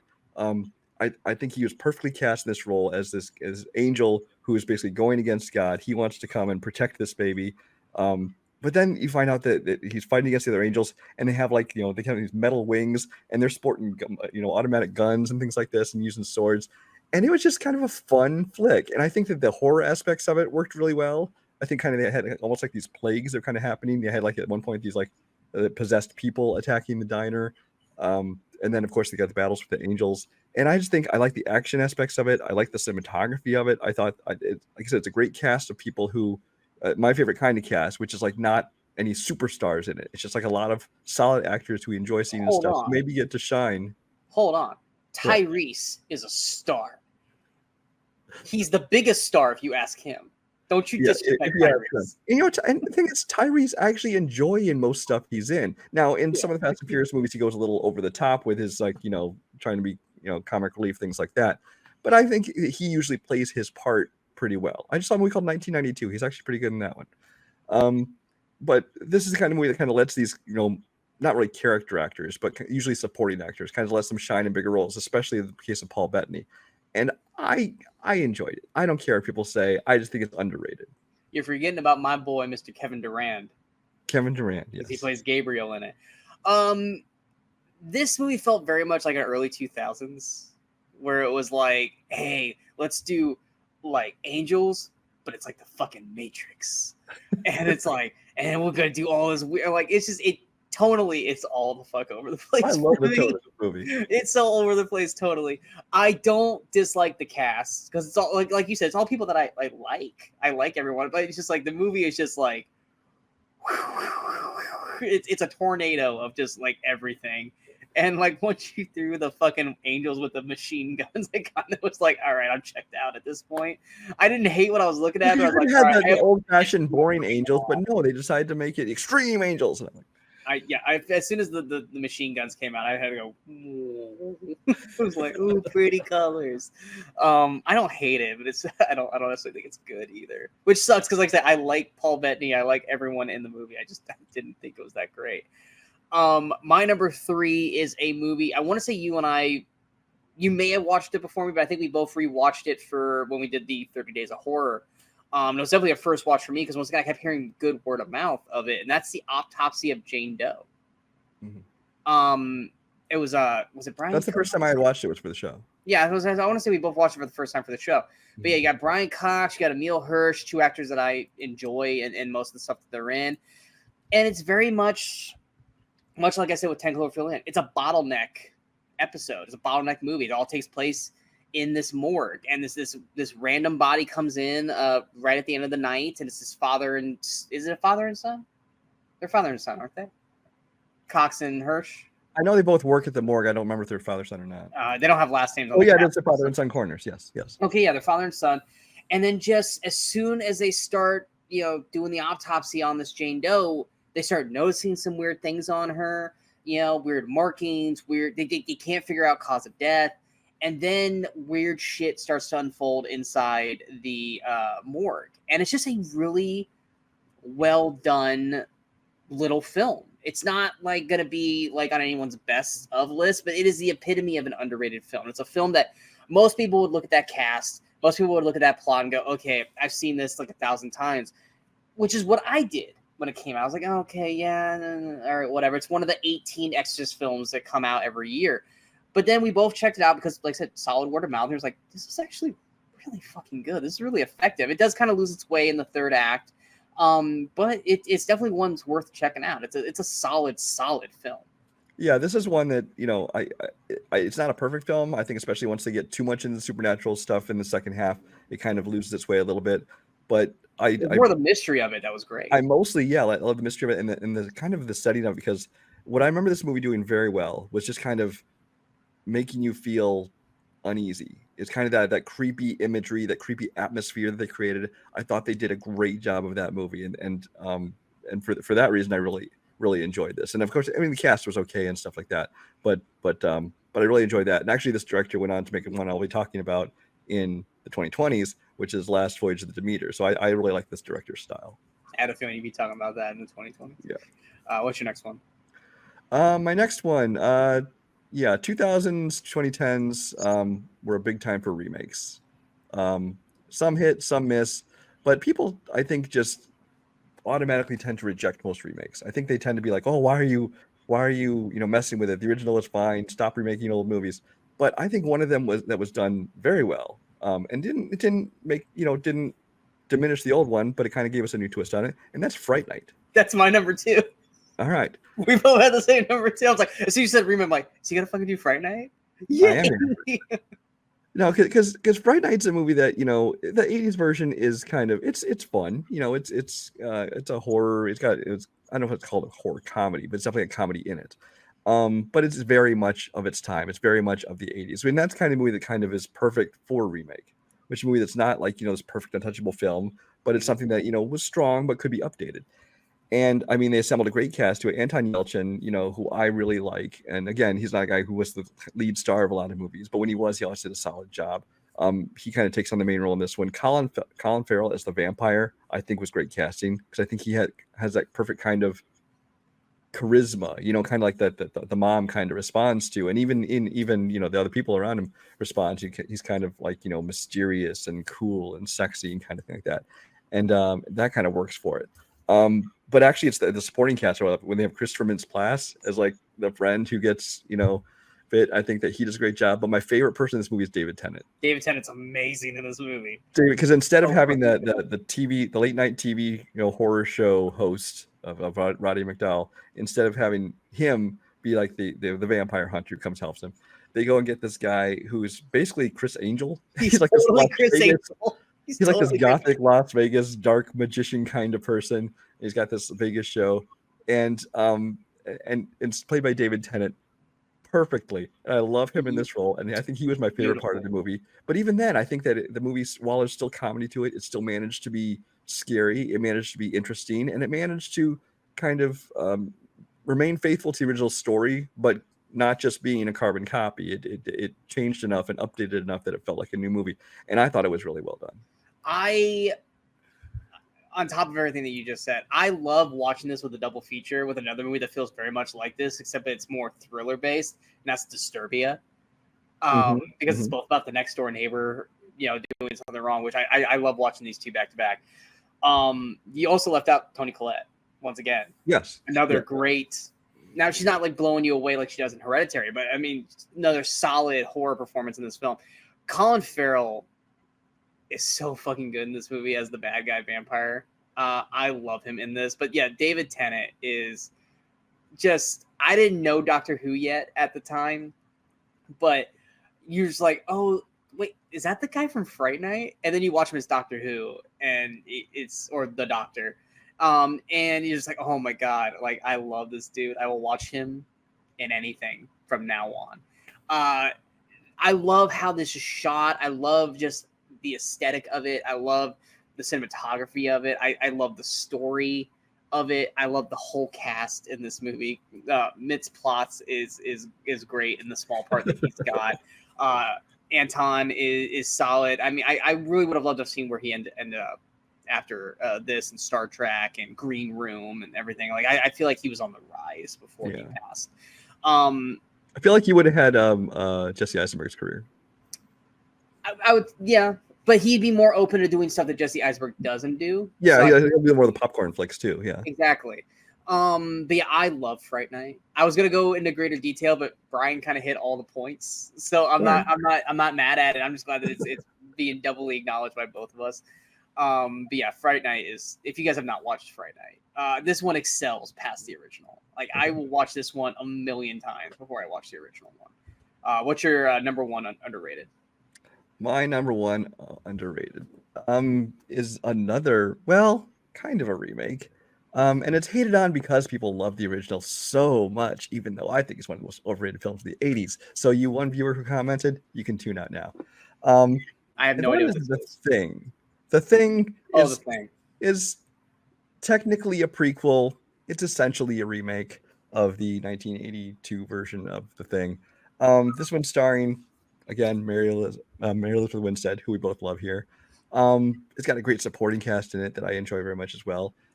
And, a lot of people didn't like that they had CGI effects in this movie. Tell you what, the CGI effects look way better than practical effects they had in the original one. Practical effects can look good, but they can also look goofy, and in some cases should be updated. In this case, they were. I think that a lot of the success of this movie rides on Mary Elizabeth Winstead's performance. I think she does a great job. I've said it before. I said it again, especially if you've seen the movie Kate. She would make a perfect Ripley if they wanted to, continue Aliens, franchise. I think that she'd be perfect for it, although they won't do that now because they're going to go the younger route with stuff. Yeah. But she does a great job in this movie, and I think that the look of the movie is good. I think the story of the movie is good. Like I said, I it was a little weird. They tried to connect. I would have rather almost they didn't try to connect at the end to make it a prequel, because most of it's essentially a remake, and so you're basically saying that the exact same thing happened right after it, which kind of is pointless. But this is a movie that I really enjoy. I'm not going to call it. It's not my best list of the decade for horror movies, but it's a movie I really enjoy, and I think it's unfairly attacked and underrated simply because people compare it to the original, which they have this nostalgic love for. Yeah, I watched both of these. I think I had to watch this one for our show, and I was like, well, if I'm going to watch this, I have to watch the original, because the original I hadn't watched until that I watched this one, because it's one of the things like you've seen all the scenes, you just need to watch it all together, and that's when I first watched the actual thing. Yeah, I mean, Mary Elizabeth Winstead, you and I are going to praise her and everything she's in because we fucking love her so much. But I mean, the rest of the cast around her, you got Eric Christian Olsen, who I also just enjoy and everything. Joel Edgerton is great. I'm going to butcher his fucking name. Adewale, Mr. Yeah, Echo. Adewale. I love him as an actor. He doesn't do enough. He just popped up in something recently, and I was like, oh, I was like, who is he? He looks familiar. I was like, oh my God, it's Adewale, and I totally forgot. It was something recent. Cast wise, enjoy the cast. Like I said, much like what worked with The Thing, I think for the most part works here, except that they're not using a lot of the practical effects, using most of the CGI. I agree with you. I don't think this needed to be a prequel. I think it could have just stand on its own and been solid. But once again, I think it's one of those that just gets unfairly attacked because of the love for the original, which, much like Fright Night, you can like both, but you can preference one over the other. It doesn't necessarily make the other one bad. It just means that I prefer this one over the other one. But yeah, I mean, it's solid. It's a solid film. I don't think it deserves all the hate that it gets. I don't love it as much as Brian does, but it's decent. And by the way, the Union is what you saw him in recently. That's what it was the Union. My number one is a movie that Brian forced me to watch. And I was like, I don't even know what the fuck this movie is. And it was on Netflix. And I can't remember why you made me watch it. I can't remember if it was for the Halloween episode or you just made me watch it just because. And this has become like a every year, not even necessarily for Halloween. Just I have to watch this and its sequel every year now because I love them so much. I'll be talking about the sequel in the 2020s, and that's The Babysitter. I love this movie. I love this movie so fucking much. I love the way it's shot. I love the way it's written. I love the cast, whether they're good actors or not. I love just the characters of this movie. Basically, it follows Judah Lewis, who plays Cole, and Samara Weaving, who plays B. B basically babysits Cole, and her his parents are going to like a hotel for the night to do parent things, and he's got this boyhood crush on B, and then she puts him to sleep, and then she invites her friends over, and you find out that they're part of a ritual cult who's sacrificing a virgin, and he wakes up and he sees everything, and then basically it's them trying to track him down and hunt him down before he can call the cops and shit. I love this cast so good. Let's put it this way. I was never a fan of Samara Weaving. I thought she was okay until The Babysitter. And then I was like, now I get it. Now I understand why. Because I'm not a big Ready or Not fan. I think it's okay. I think it's overrated, honestly. And I've always just been kind of like, on Samara Weaving until this movie. I fucking love her in this film as B. Judah Lewis, I haven't really seen him in anything else other than these first two films, and I really enjoyed him in this. Robbie Amell, this dude, he's basically playing Chris Evans and Scott Pilgrim, but he's not a movie star. He's just a football player. Favorite part of the film. I love Robbie Amell so much in this movie. The rest of the cast, you got Hannah May Lee as Sonia, Bella Thorne as Allison, Andrew Batchelor as John, Emily Ellen, is it Ellen Lind? Ellen Lind, yeah. We'll be talking about her in a little bit. I know I'll be talking about. I'm pretty sure you'll be talking about her a little bit later too.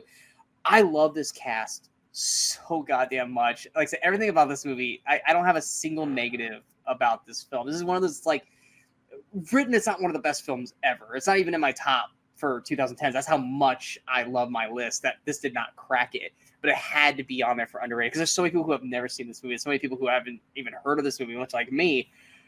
And I remember watching it going, okay. And then by the end of it going, I love the movie so much. And you're like, and Brian's like, did you watch the sequel? I'm like, there's a sequel? I was like, immediately, it was like one of the very first films for Jenna Ortega too. And I was just like, so like the sequel introduces everyone to Jenna Ortega, but of course Wednesday had already happened, I think, by the time I saw it. But I fucking love The Babysitter so goddamn much. That's why it's my number one. I didn't realize that I was the one who introduced you to that. I thought you saw it. I'm pretty sure it was you. I'm pretty positive it was you. Yeah, no, I enjoy this movie, and Samara Weaving, I like the entire supporting cast, and this is, I will say, was probably one of my most surprising movies of that year, simply because it's like, I think before this point, Netflix movies were just, before they even started making their own movies. And then once they started making the movies, a lot of them were pretty mediocre and like very throwaway. And so this one, I think I didn't watch right away either. I think eventually I watched it and like, wow, that actually was really good. And of course, came out a sequel, which I enjoyed. I don't think not quite as much as the first one, but I did enjoy that one as well. And it's definitely one that more people should check out. Also, can we acknowledge that a lot of people like to shit on him? He's like the Nickelback of directors. But Mick G, I like Mick G. Some people want to fucking hate on him, but Mick G brought me Supernatural. Mick G gets me a lifetime pass just because of Fastlane, which only Sean knows about besides me. I enjoy that movie a lot. It's basically like the 2000s answer to Miami Vice, essentially. Yeah, the TV show. Now, movie-wise, he's Charlie's Angels. He just did The Uglies, which is him as well. So he definitely deserves to get shit on, but he's got a few good hits in there. So yeah, Mick G doesn't deserve all the hate he gets. Yeah. Now that we're an hour and a half in, we can move on to our stuff. There's so many good things to talk about in 2010s. I knew this was going to be our longest episode. I don't. We will. We'll go a little faster through our honorable mentions, but we got a lot to talk about. So, I think we both have the same amount, but I'm just going to acknowledge this one because I didn't put it in my tops list. A Quiet Place, fucking amazing.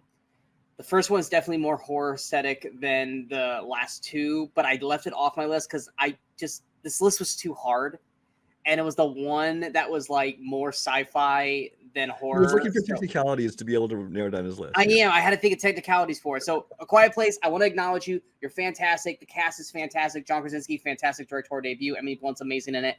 But I had to kick you off just because you're more sci-fi based than horror based. Everything else on here is strictly horror. So I just wanted to acknowledge that real quick. I'm gonna go ahead and get my number 10 out of the way because I know Brian hates these films. Paranormal Activity 2. I'm not gonna talk about any of the others. It's just the first two. Everything that I said about it on the last episode, I think was for the most part done better in this one. Now, the first one is still my favorite because it was the first one and it did, so much. I know Brian it did nothing. It did to me. It did so much in the first way. The second one, they allowed it. Obviously, they had a bigger budget. They used security cameras and a little bit of the camcorder, but it's mostly going off of the security cameras in the house. I think the cast is better written. Still not great, but better written. Still, once again, a bunch of no-namers. Then you introduced a baby into the mix as well. And I think it works really well throughout the entire film. And then the connection to the first film, when you find out that this was actually kind of happening while the first one was also happening, and then it kind of jumps ahead, and then it becomes like, it's like a prequel that turns into a sequel in the last act. And the connective tissue to this, to the first film, I thought was awesome. I really, really enjoyed it. I know, Brian, did you ever even watch the second one, or did you just watch the first one and that was it? If I did, I don't remember it. If I did, it was one time when it first came out. Yeah, I really enjoyed Paranormal Activity 2, so that's why it's number 10 on my list. My first one I'm going to be pretty brief on just because I don't want to tell you a whole lot about it, and that's a movie called One Cut of the Dead. One Cut of the Dead is a Japanese film. It's a zombie flick about these filmmakers who are filming a movie about zombies. You go into this movie completely blind. If you don't already know, don't Google find out information. Don't ask anybody about it. Don't read interviews. Just go watch the movie. And I will say, the first half hour, you're going to seem like this is just kind of a dumb, schlocky, really bad zombie flick. Stick with it because the movie takes a turn, which you don't explain, but it really kind of explains it. It makes complete sense, and it kind of becomes this meta thing where it builds on itself and it brings everything to a whole new level. and it's just a lot of fun. And I think more people should check this one out. Yeah, I think I watched like the first 10-15 minutes of this, and either I wasn't feeling it, or I something happened, I had to stop it, and I just never went back to it. So yeah, I definitely was like, okay, it's okay, and then I just never got back to watching it. So yeah, One Cut from the Dead. I definitely need to go back and find that. Is it on anything? I don't think it's on anything except for like Shudder. It is currently on. Well, you can rent it all over the place. It's on AMC Plus right now. It's on Hoopla if your library does that. Otherwise, it's not like on Prime or Amazon or anything right now. That's always been my thing. Is it's just never been somewhere that I have a subscription for, and I wasn't going to get a new subscription for something just to. Yeah, right now it's just on Shudder and AMC. Gotcha. But yeah, I've heard great things. I just like I said, I started it, never finished it. Yes, but yes, don't judge it by the first. I mean, you need to watch the first half hour, but don't judge it by that because it'll all make sense. My next one, we've talked about a lot through this whole show. Not this episode, but just the channel. Split from M. Night Shyamalan. You guys know how I feel about M. Night. He's a con artist, and I hate about 80% of his films. But Split is an exception to that rule. Why? Because of James McAvoy. Anya Taylor-Joy is also in it. She's really good in it. But this movie is literally as good as it is because James McAvoy is so underappreciated, I feel, in Hollywood. This dude is an amazing actor, and in Split, he just knocks this out of the park with doing all the split personalities. I love this film. I actually even liked that it tied it into Unbreakable at the end. I actually liked that little twist, the M. Night twist thing. I actually liked that. I think this is a very well-constructed horror film, or thriller, whatever you want to call it. I consider it horror because of the beast. But I feel like this movie could have been so much more at the same time. I was so more interested in all the other personalities that we only got maybe little brief glimpses of when she clicked on the little video files. But I loved what we got of it. Well, I think what the reason this didn't make my list, and the reason I don't love it more than I do, I mean, I enjoy this movie, and especially James McAvoy. I think that, again, this is a case where once they actually cross that line into like supernatural stuff, it's kind of like they lost me. If it had just been this guy with split personalities who had abducted this girl and and doing these things, I think that was the more interesting story. And once they actually went, oh, he really does have like these. He's a superhero. He's a supervillain. Yeah, it's like, okay. But at the time, yeah, it's supernatural. Yeah. What's your next? My next one, I think will surprise people who were expecting it to be much higher on our list, at least, well, for me. And that's It, Stephen King's It. I'm going to put them both together. I'm going to cheat. I really like it. I especially love the performances of the cast, both the child cast and the adult cast. When you get into part two, I think that Bill Skarsgård does a great kind of he does a great Pennywise. My problem that keeps it from being higher for me is the Stephen King of it all. Stephen King has always had a problem with endings and things like that. And I think in both parts, I think the endings, like I think one of them ends with like basically they defeat him by yelling mean things at him. That's the end of the second one, yeah. Yeah, and you're like, it's like this is how you're going to end this movie that's kind of been built up. It's full of great scenes, it's full of great performances, it's full of great scary moments. But as an overall film, the endings in true Stephen King fashion tend to kind of drag it down for me. So it still makes an honorable mention for me. It just doesn't make my top list. This was my number 6. So I'll talk about it now. It is the reason why I'm terrified of clowns. I was 5 when the TV movie came out, and clowns always made me uneasy, but I was never scared of them until it came out and you realize, oh, clowns can eat children. And it's like, are you fucking serious? That's a thing? And I've been terrified of clowns ever since. Now, granted, once I found out that Pennywise was not an actual clown, he was an alien who could transform into multiple things. I mean, that was kind of like my gateway to I can watch it and not be scared because he's not a clown. He's just choosing to look like a clown because he can look at like a spider, which is another thing I'm terrified of. But he also look at like other things. When they decided they were going to do this new adaptation of it, I was excited but hesitant because who can top Tim Curry as the original Pennywise? Tim Curry was amazing as Pennywise in the TV movie, and I actually got a special place in my heart for the TV movie, as badly written as it is. Because I agree, Stephen King is technically the weakness of this film, because his writing is very, I don't want to say amateurish, because it's not, because Stephen King, he's an amazing horror writer, but his writing is not the best. Much like Damien, oh god, Terrifier, last name, director, Damien Leone. Phenomenal at making horror stuff look good, but his fucking writing is atrocious. Stephen King is not really good with dialogue, much like George Lucas. His dialogue is shit.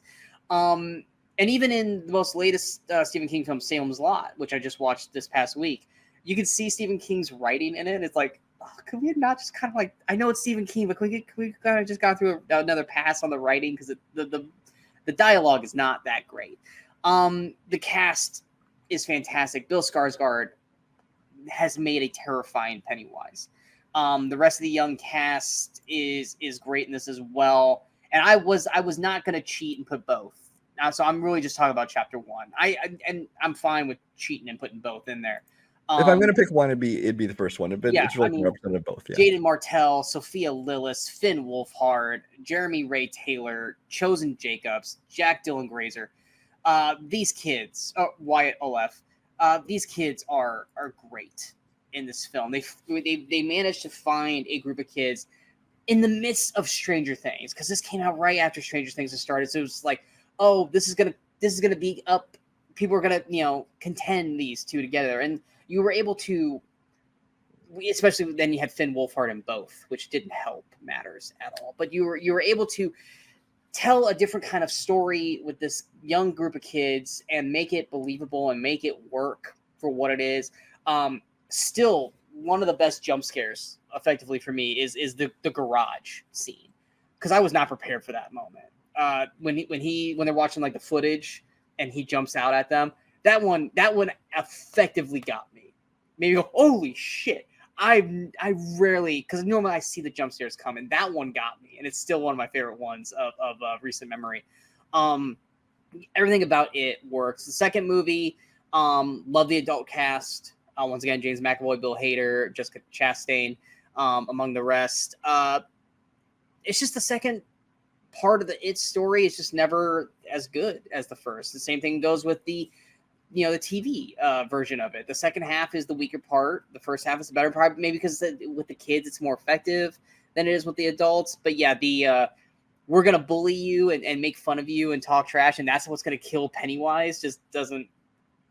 I hated that's how they ended that one. But yeah, it is an effective horror. It's fantastic. And that's why it broke at the time. I think it's lost the record now. Something else, but it was effectively breaking box office records in that September, the year it came out. I love it. It's so good. Go ahead with the next one, since you took my number 6. My next one, from the director of Torque, is Detention. We've talked about the movie plenty. It's on one of our other shows. You can go back and watch our full. It's on 2 of our other shows. It's on the 30 Days of Halloween, and then it's on. Yeah, I won't talk about this one too much. Just to say that this is a movie that's it's a real kind of what the fuck is this movie kind of thing, because it's a high school teen rom-com comedy horror sci-fi time travel. It's just like this blender mentality where they throw everything in, and somehow it kind of works. The style is going to make some people hate this movie. Just like Torque, a guilty pleasure of mine. It's the style of that's going to turn a lot of people off. But I enjoy this movie a lot. Like I said, go watch the other videos for our full thoughts on it. But this is one that just I enjoy. I know it's not considered a great movie, but that's why I'm just making an honorable mention. Yeah, it's fine. I remember you were like, dude, this movie's great. I was like, it's okay. It's an acquired taste for sure. Yes. Yeah. My number 8 is a movie that just now is really starting to kind of bust out into the limelight, even though it came out in 2016, and that's because it was stuck in like streamer hell, and now it's like, hey, we're going to release this in theaters, and now we're going to give you actual physical disc copies, and you can buy it on digital everywhere now, and that's Hush. Was it Mike Flanagan's first film? Was his first? I'm not sure. If it's not his first, it's one of his first. Mike Flanagan breathes new breath into horror. he did it with The Haunting of Hill House, Blind Manor, Midnight Mass, Midnight Club, and of course Doctor Sleep, which I'm sure both of us are going to be talking about here a little bit later. This was one of his first films. It's starring his wife, Kate Siegel, and John Gallagher Jr., who we talked about earlier with 10 Cloverfield Lane.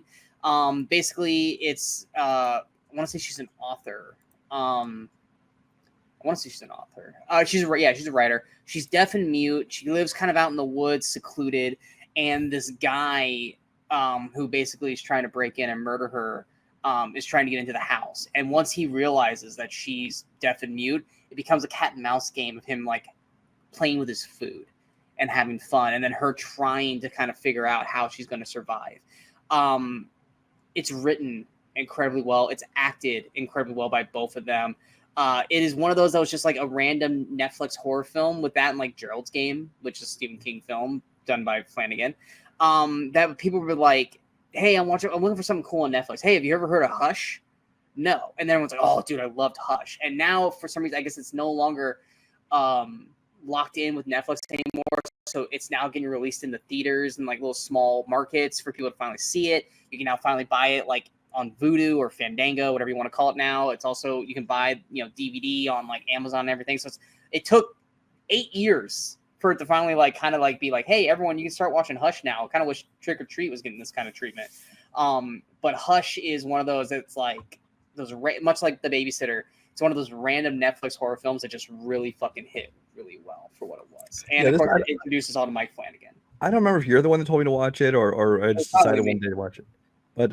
But yeah, I watched this movie going in with no expectations essentially because at the time I hadn't heard of Mike Flanagan. He did do Oculus a couple years before this, but I didn't even think I'd seen that before this one. But so I had no expectations. Didn't really know the cast. I know John Gallagher Jr., but he's behind a mask half the time. But I didn't know the actress, didn't know the director. So I went into this no expectations, and I really enjoyed this. I thought it was very well done. Like you said, it was a Netflix film that at some point Netflix pulled, and you're like, okay, this is just becoming another lost movie, which they've done like on Hulu with Rosaline and Princess and some other things. And they pull this, and you think that in the streaming world they're going to be gone, but then they put them out just so you can purchase them at least, which is good. And it has kind of gotten a second life, and especially this year, it seems to be really getting a push, and that's good. So I'm glad you included this so more people get it. I think I watched this because of Haunting of Hill House. Yeah, I was actually planning to rewatch this. I haven't watched this since the first time I did, and this is one I was actually planning to watch later this week. So yeah, Haunting of Hill House came out, and I was like, oh my god, I love Mike Flanagan. What else has he done?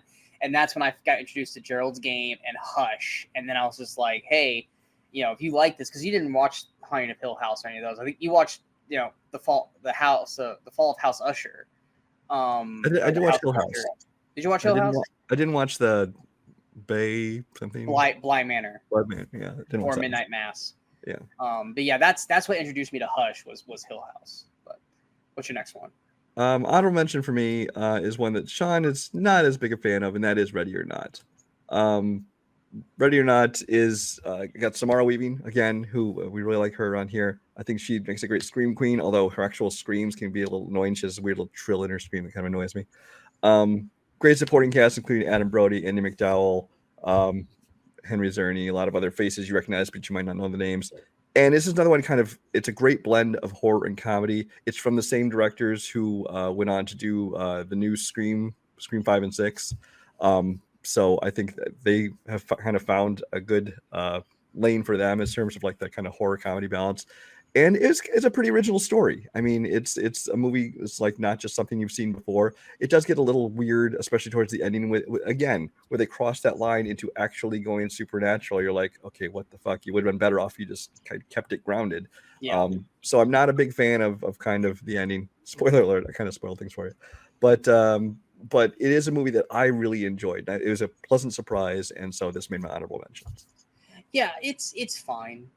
It's fine. Like the ending didn't really work for me. I would have liked if it actually stayed more grounded with the end than what it did.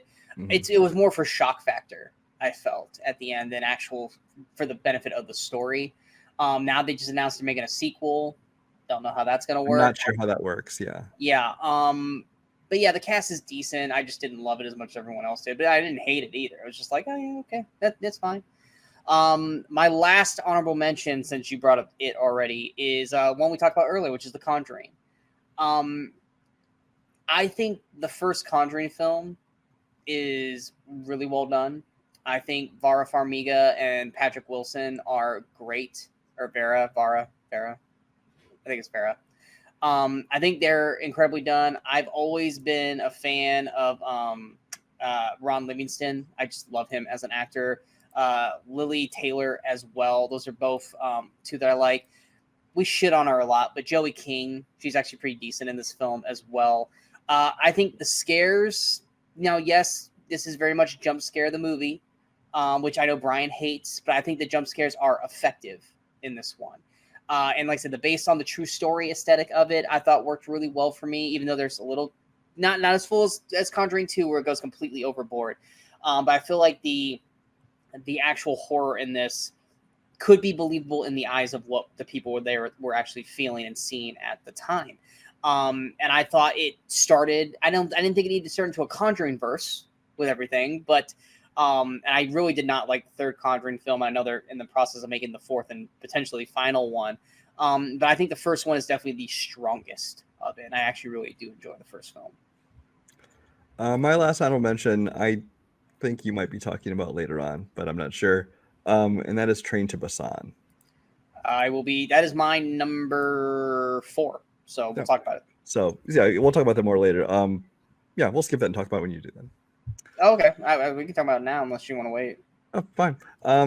This is this one is a South Korean film, I believe. A horror movie about zombies. And this is another one of those things where it's like you take a genre, like in this case, or subgenre, in this case, like the zombie subgenre of horror, and you finally kind of get a breath of fresh air. You kind of get a new approach to it, which, I mean, these hordes of zombies attacking is not a new thing. And of course, and even in this one where, it's not the slow zombies, it's the fast zombies again, which are always scarier, I will say. So again, that's not new, but to put your characters basically, on a train, basically this kind of closed environment, you kind of have this microcosm of people who have to work together, and they all have their own motives, and some are kind of, sabotaging each other, things like that. It makes for a great human drama as far as the interaction between them. It makes for a great horror movie when they're fighting the actual, zombies, and is definitely a very emotional core to the story too, with the little girl and everything. So this is just a movie that, again, surprised the hell out of me. It kind of just didn't make the cut for my top 5 just because there are a lot of great horror movies that I really enjoyed in the 2010s. But this was a great, pleasant surprise. There was a sequel called Peninsula. Not nearly as good. I think it's still worth watching. It's kind of more like Fast and Furious with zombies. It's Fast and Furious meets Mad Max Fury Road with zombies. Which it's completely worth watching on its own, just for like a fun. But it's definitely not nearly as good as this one. But it's still entertaining. This is hands down my favorite zombie film ever made.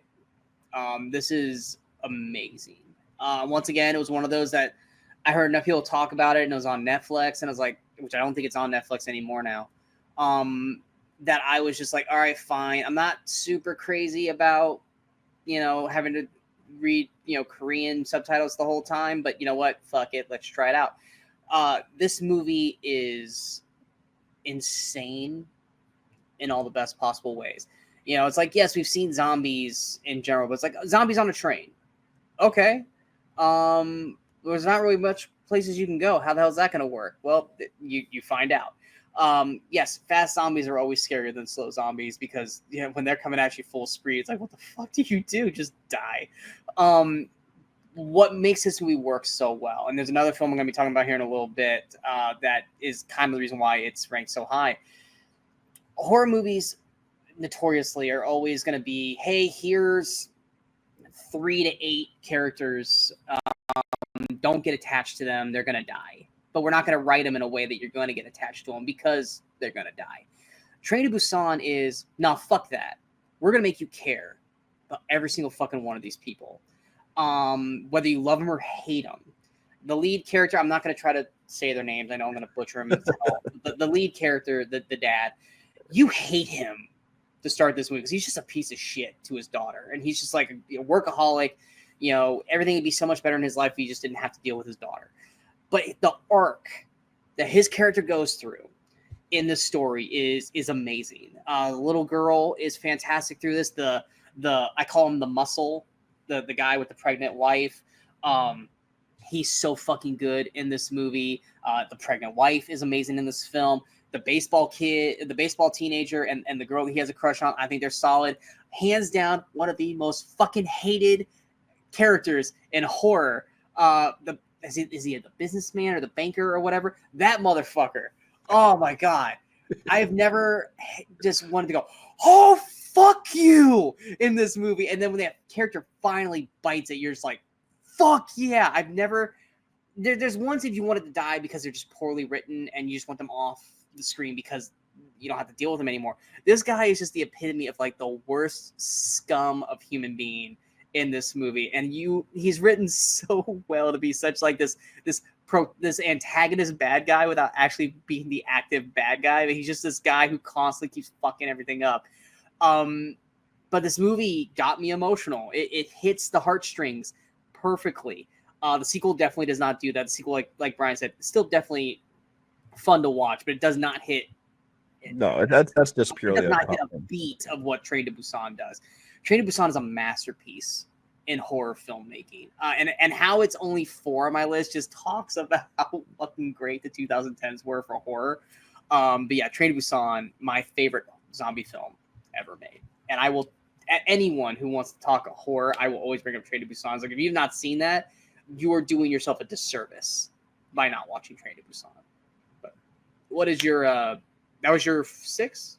That was my top honorable mention. Yeah. Okay, so what's your top 5? What's your number 5? My number 5. Which one did I put at number 5? Number 5, I have another horror comedy. This one from Christopher Landon's Happy Death Day. This might be the first Christopher Landon film I saw. Yeah, because he did like Happy Death Days. He went on to do Freaky. We Have a Ghost, which you won't talk about that one. But he's another one who I think like the two directors, Radio Silence, who made the Scream movies. I think it's kind of that same era that came along and kind of reinvigorated kind of that horror comedy, kind of with a little bit of meta. This kind of is a slasher flick. It's kind of the first one we've had like in a while because like at this point the Scream franchise was dead. All the other slasher franchises kind of died out, and this one kind of came back. It's gonna be an old school slasher flick. I'm not a fan of the baby face mask. It's not the best thing for the killer, but basically you had me when you said, okay, this is basically Groundhog Day, but the horror version of it. And that's what I really enjoyed about this. And that's kind of what Christopher Landon kind of does. He did horror with the Freaky Friday, the body switch thing when he did Freaky. And I like that he did that. It's kind of something that, I never really thought about. I'm like, oh, because horror with this could be great. And she has to go through every day. She's like basically trying to solve basically who this killer is. And every day, as soon as she gets killed, the day resets. And especially becomes funny when she starts like basically killing herself on purpose at points to try to, solve the murder, things like that. But I'm a sucker for time loop movies. I've said this time and time again. I'll always say it. I love kind of movies where it's like time loops. I think there's a lot of ways you can have fun with that. I think this one does a great job of it. I'm really surprised that the star of this, whose name I blanked out on at the moment. Sorry, I thought I had this one up a minute ago. I know her character name is like Jessica something. Jessica Roth. Yeah, Jessica Roth. She kind of, she had appeared in things like she was one of the roommates in La La Land, and she's appeared in a couple things since then. But she was just in Boy Kills World. But I thought like she'd have more of a boost to her career because I thought she was great in this. But honestly, I think the star of this was the director Christopher Landon, kind of launched him into people's spotlights, and I think that it was just a lot of fun. Yeah, Happy Death Day. I remember the trailer for this was so cringeworthy annoying that I didn't want to watch this movie. And it wasn't until I think you and a couple others was like, "No, man, this is actually really, really good." And it was like right before Happy Death Day 2U came out that I actually finally watched this. I was like, "Oh wow, this actually was really good." What holds me back is the cast. I just wasn't crazy about the cast in the movie. Jessica Roth? Roth. It might be pronounced Rothy, but it's Roth. I think she's really good in the film. I'm not really crazy about the rest of the cast in this. And I agree. I figured she was going to blow up, but she really hasn't yet. I think it might have been she got married, and I can't remember if she had a kid or not. But I think it was one of those things where she just kind of disappeared for a little bit because of that. But she was in Boy Kills World this year, so we'll see if she kind of branches out further from there. Plus, I mean, I'm still holding out that we're gonna get a third one based off of how the second one ended.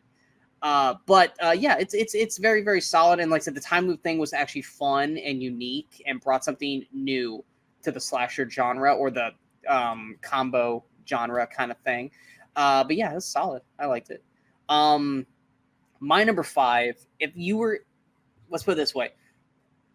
If you were going to tell me, hey, Sean, what's your favorite movie, a horror movie of the 2010s, my brain would have probably went to this.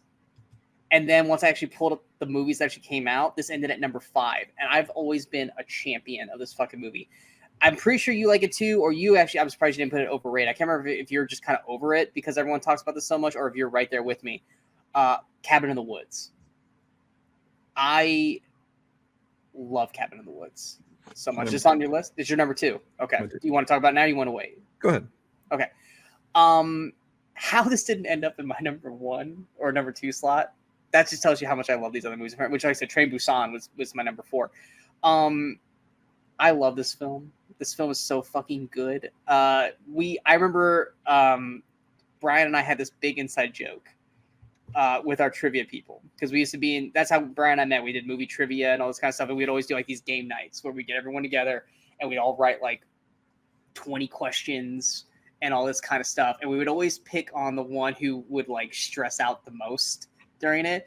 And there's the one scene where they have all the monsters and everyone's making their bets, and we would all get everyone in on it. Whoever we wanted to pick on, we were like, okay, I'm gonna send this picture to everyone except this one person, because I think the question was like, name was like 4 or 5 monsters on the list. Mm-hmm. It's such a random ass list, and we would all like, you pick these 4, you pick these 4, you pick these 4, you pick these 4, and then leave that one dude going, how the fuck do you guys remember all this? And we would pull this prank so many fucking times, and it was always the best because you just watch this dude just like freak out every time we would do this thing, and it was just a big joke for Brian and I.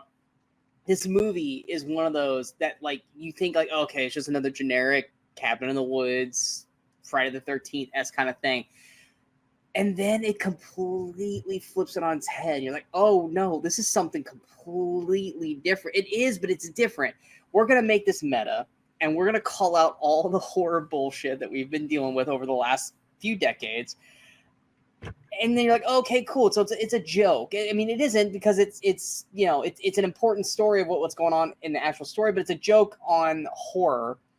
And then in the last act, they go, you know what? Now we're going to throw the fucking kitchen sink at you. It's really well written. It's acted incredibly well.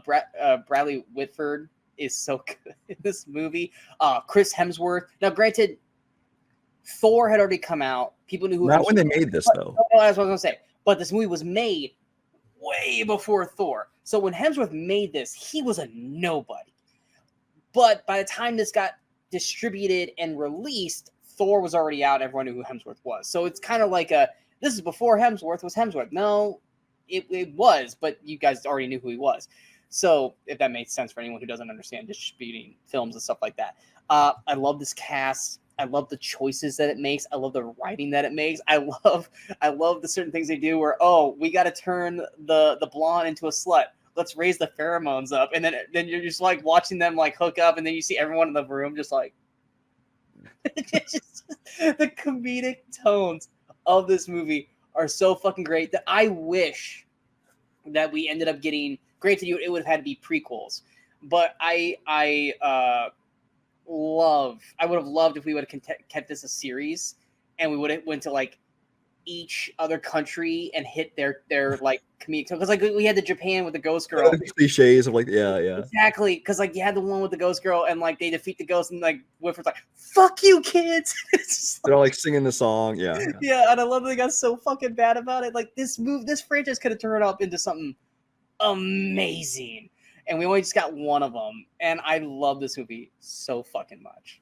Yeah, no, this it was seriously considered for my number 1, and you know what my number 1 is, but I ended up dropping down to number 2. This is a great movie. I mean, I love I love the meta aspect of it. I love the writing of it is so smart and fun, and that's kind of the main thing for me. It's written by Drew Goddard and Joss Whedon. Joss Whedon, of course, we know what he can do with the Avengers and what he did with his TV shows and Serenity and all that kind of stuff.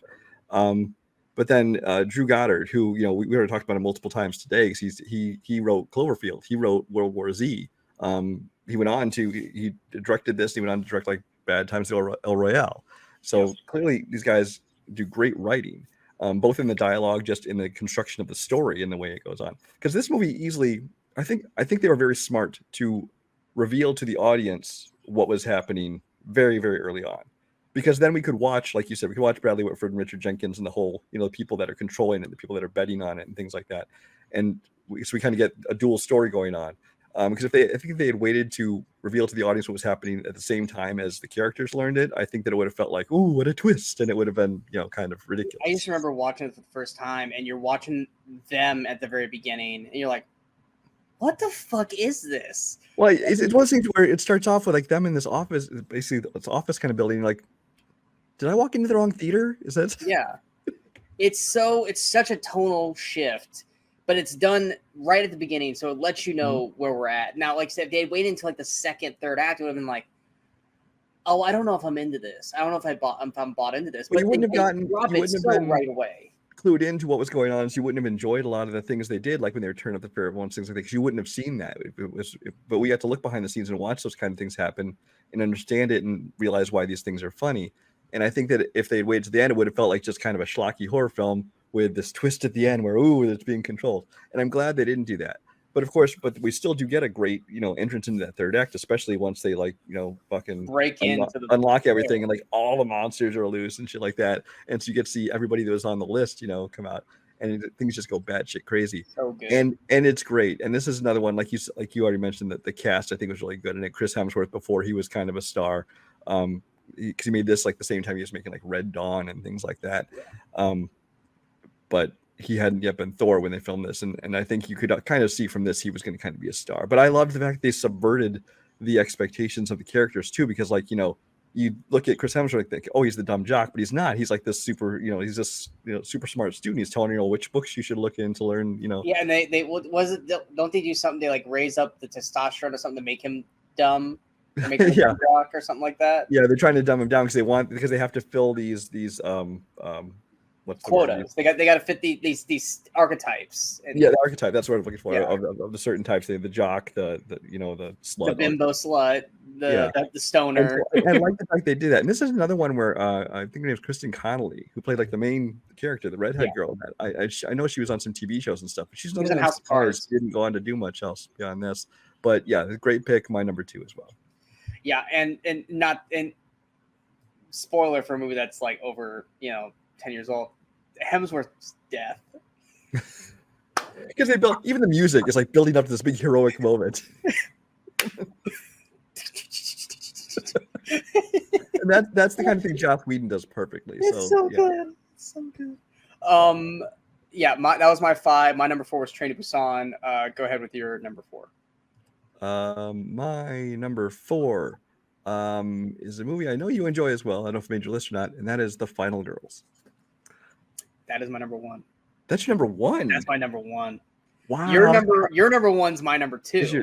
Okay. Should we hold on because we know ours are right there. Because outside of those 2, I've only got one left to talk about, which what it is. Do you want to just talk about the other one that you want to talk about before we get to those 2? Sure, I'll talk briefly about my number 3, which actually 3 and 4 I kind of wasn't sure which platform. All right. And that's Get Out. Get Out is a movie that I honestly would have had on my most overrated list for the longest time. It's a good movie. It's a well-made movie. It's a well-directed movie. It's a well-acted movie. But it was like I was hearing so much about it that it's one of those things kind of makes you almost like it less because people are just praising this movie. You're like, I enjoyed it, but come on, can we pump the brakes on the super praise of it? And so I considered it overrated for the longest time. But after I had some space from that kind of hype around it, and I rewatched it in recent years, it's like it's a really good movie. It's a great directorial debut from Jordan Peele. Daniel Kaluuya kind of burst onto the scene with his performance here, and really just kind of the whole the whole idea of it, the whole story of it, it's so creative and it's so well done that it deserves the attention it gets. Now, maybe they can still not praise it quite so highly, but it's definitely an excellent movie, and it made my top 5.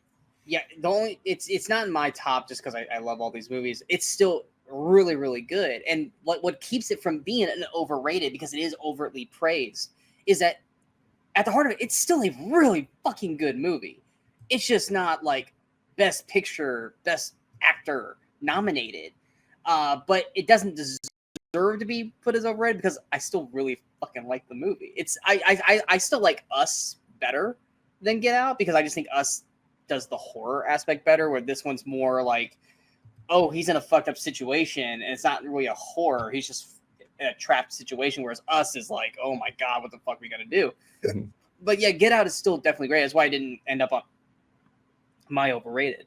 My number 3 is, of course, the movie that Brian rated as his number 1 overrated, and that is Hereditary. Hereditary, yes, it's slow moving. It totally is.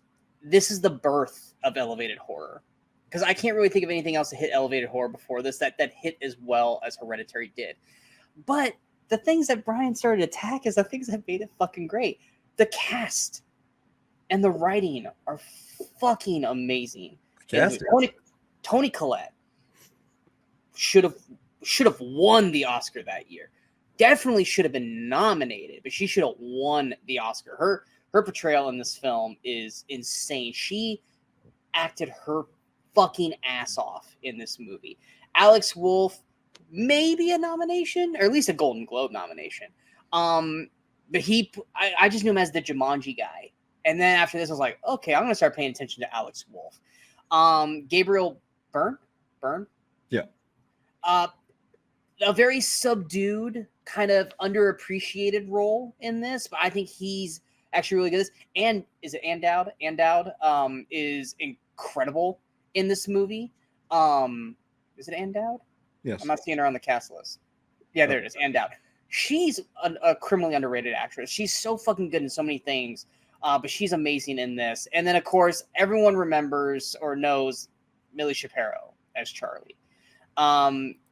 And, she threw everyone off. She terrifies everybody. I mean, she hasn't really done a whole lot since. It's kind of one of those roles that kind of locked you into a certain thing. But she does enough to terrify everyone of like, should we be scared of this girl? Like, she's creepy, but she's not like evil. Like, what do we do? At the heart of this movie, though, it is a drama about grief and mourning and family loss and mental illness and all this stuff. But it's all done because of a cult, a demonic cult. And yes, does this movie work better after you watch it the first time and then you rewatch it again because you start noticing all this shit that you didn't, either you were like, well, that's weird, but you're just like, that just seemed random. But then you watch it a second time after, it's like, oh shit, all this shit is actually fucking like lining up perfectly now. Does it work better a second viewing after you know everything? Yes. Does it kick up the fucking horror to an 11 in the last 20 minutes and it feels like kind of out of place at that point? Maybe. But if you are picking up the shit that you are supposed to be picking up throughout the film, it is a brilliantly cohesive and incredibly well shot. Now, I will say this. I haven't been a fan of Ari Aster since Hereditary. I think Midsommar is ugh, and Beau is Afraid. That's a whole other topic. This dude was shooting the cinematography for this, and the choices of deciding where to shoot, how they use the miniatures to make them look real, and then they're not, and then bringing you kind of in and out of that headspace where you're not quite sure if what I'm looking at is real or fake at that given moment, is still incredibly well done by him. His director eye is incredible. It is. His last two movies weren't that great, but I can't knock his eye for directing for the movies. Is more just the script that didn't really work for me for the other two. Even though Midsommar gave us Florence Pugh, and I ain't mad at that. But Hereditary is so incredibly well done, so incredibly well acted, and the story worked for me. it worked even better a second time through once I could actually start picking up on the shit. And it actually is a thorough throughout the film. Kind of like when people felt about Memento and Fight Club and all that kind of shit. The second viewing is even as stronger as the first. And I even have rewatched it recently to go, do I still feel this way? Or is it just was like in the moment? Because I showed it to my girlfriend who she had never seen it. And she's kind of like Brian. She was getting a little bored throughout because she's like, is something going to happen? Or am I just watching a drama? And it's like, once everything dropped, she was like, oh, that explains this. And I go, She didn't love it as much as me, obviously. But I thought Hereditary is one of the best well-done horror films in the last decade, much to Brian's, disarray about it. But yeah, it's first-class horror. But yeah, I agree. I'm not a big fan of elevated horror, but Hereditary to me is the exception to the rule. Our last two, yeah, they're going to be the same things, just in opposite order. I don't care about which one we talk about first. So pick which one you want. I'm assuming you want to talk about Final Girls first. Sure, let's talk about that next. Okay. You go ahead first, because this is my number one, and this was your number 3 or 2? My number 3, I think. This is your 3. This is my 1. So. Yeah. So Final Girls. Not Final Girl. There's a different movie out with what's her name? Little Miss Sunshine. Oh, Abigail Breslin. Yeah. Don't get it mixed up. This is The Final Girls with Thaisa Farmiga, Malin Ackerman, Ian Dobrev. This is a movie I think I just stumbled across on streaming one night. I'm like, I like these people. Let's check this movie out. It looks like some crappy straight to streaming, horror slasher thing. And I love this movie. Again, you get the time loop element. You get involved in that. You have a great cast from top to bottom, honestly, in this whole thing. I really enjoy it. It's got a good balance of comedy, actual horror, and of course you get some emotional story with a mother-daughter kind of thing going on. It's an original idea. You have the I think the VIP of the movie what was her name? Angela Trimber, who plays Tina. I was like, Tina. Tina is so much fun. When she has her scene where she finally gets to let loose, I think she is great in this movie. But this is just one of those movies that I went in with zero expectations, if anything, low expectations. And I was so pleasantly surprised. It's become a movie I watch, if not every year, probably every other year. And it's one of those movies that, whenever people are looking for recommendations, you could give them all the ones that everybody already knows of, but I usually try to give them some of the ones that maybe they haven't heard of. And this is one of them that I'll give them every single time. I think about this movie once a day, every day I'm at work. Reason being is because we play the radio at work, and every day Betty Davis Eyes plays at least once. Well, I think it's a Cherry Pie. No. Cherry Pie plays too, but that doesn't pop in my head. Betty Davis Eyes plays on this radio station every day at work, and naturally, because that song has such a vital role and importance in this film, I think about Final Girls every day that I'm at work, which, whether I want to or not, but as soon as I start hearing Betty Davis's Eyes, my brain immediately goes to them in the car singing it, and then in the very end of the film. This was a movie that, like I said, I stumbled upon, and I think it was more or less because I'm a fan of a lot of the actors in this film, and I was like, oh, they made this movie. I'm like, oh, cool. I like the cast. Let me check this out. I was not prepared to love this movie as much as I did, and even to this day, I think I've watched it like 8 times now. I still love it just as much as I loved it the first time I saw it. The meta-ness of it, perfect. Hilarious. The meta-ness of this, like when they go with flashback and it like woofs off into black and white, and how they have to jump over the title credits, and how the movies oh god, I'm blanking on the name of the fucking horror films, like Camp Bloodbath or something like that. It's 92 minutes long. Final Girls is actually 92 minutes long, so it's the same length of the actual fake movie, and how like they're waiting on the side of the road, and 92 minutes later, here they come again to restart the movie, and then 92 minutes later, like I love how meta this is, and I love how brilliantly smartly written this film is. The cast is amazing. Vera Farmiga, Malin Ackerman, Adam Devine, Thomas Middleditch, Alexander Ludwig. What? Not Vera this time. It's Thaisa Farmiga. Thaisa Farmiga, sorry, Nina Dobrev, Ali Solkat, Angela Timber as Tina. It's funny. But what makes this movie work so well for me, and why I love it over our other film, is the emotional heart that this movie has between Farmiga and Ackerman's characters in this. I wasn't expecting to feel like I did with this movie. And it's done in such a beautiful way that you're not prepared for in this by any means. And it just always hits me so well. Plus the look of, is it Billy? Is that the Jason in this, Billy? I don't recall for sure. I can't remember.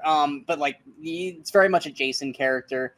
The final fight, the way that the purple sky, everything that's shot, everything is so amazing. I love when he's chasing them and all, like, why are we running in slow motion? Because that's how it is in the movie. And it's just like everything about this movie is so fucking, it's perfect. It's a perfect 5-star film for me. I think this film exceeds every expectation. I think it is brilliant, and it does everything that Cabin in the Woods does, but on a different level.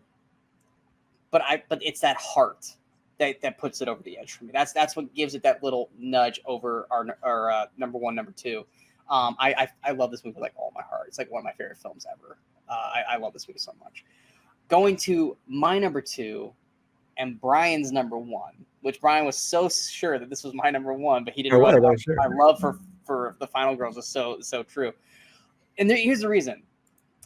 If it was the director's cut, I would probably give it the number one spot. But it's the theatrical cut that makes it the number two. And that is Mike Flanagan's Dr. Sleep. Oh, is that what you have? I'm Yeah. kidding. It is. Oh, what'd you have? It Follows? Fuck you. Dr. Sleep, I'm not a fan of The Shining. Like I said, I talked about that in our very, very first episode. I think it's okay at best. Dr. Sleep, though, is fucking amazing. Mike Flanagan, one of my favorite directors, hands down. Ewan McGregor, one of my favorite actors. Rebecca Ferguson should have been nominated for an Oscar for this role as Rosie the Hat. This cast is great. It's so fucking good. It's so well shot. The storyline, the whole story is so well done. One of the hardest to watch scenes in recent memory. If everyone knows the scene, I'm just going to call it the scene with the baseball boy. That was rough. Even for me, I was just like, damn, we are really going to live in this. Okay, fuck. And that was not the director's cut. That wasn't even the director's cut. That was in the theater. You just kind of felt this hush going over the theater, and just like everyone's just like, oh man, we're really gonna live in this space. Okay, we're not cutting. No, we're gonna sit.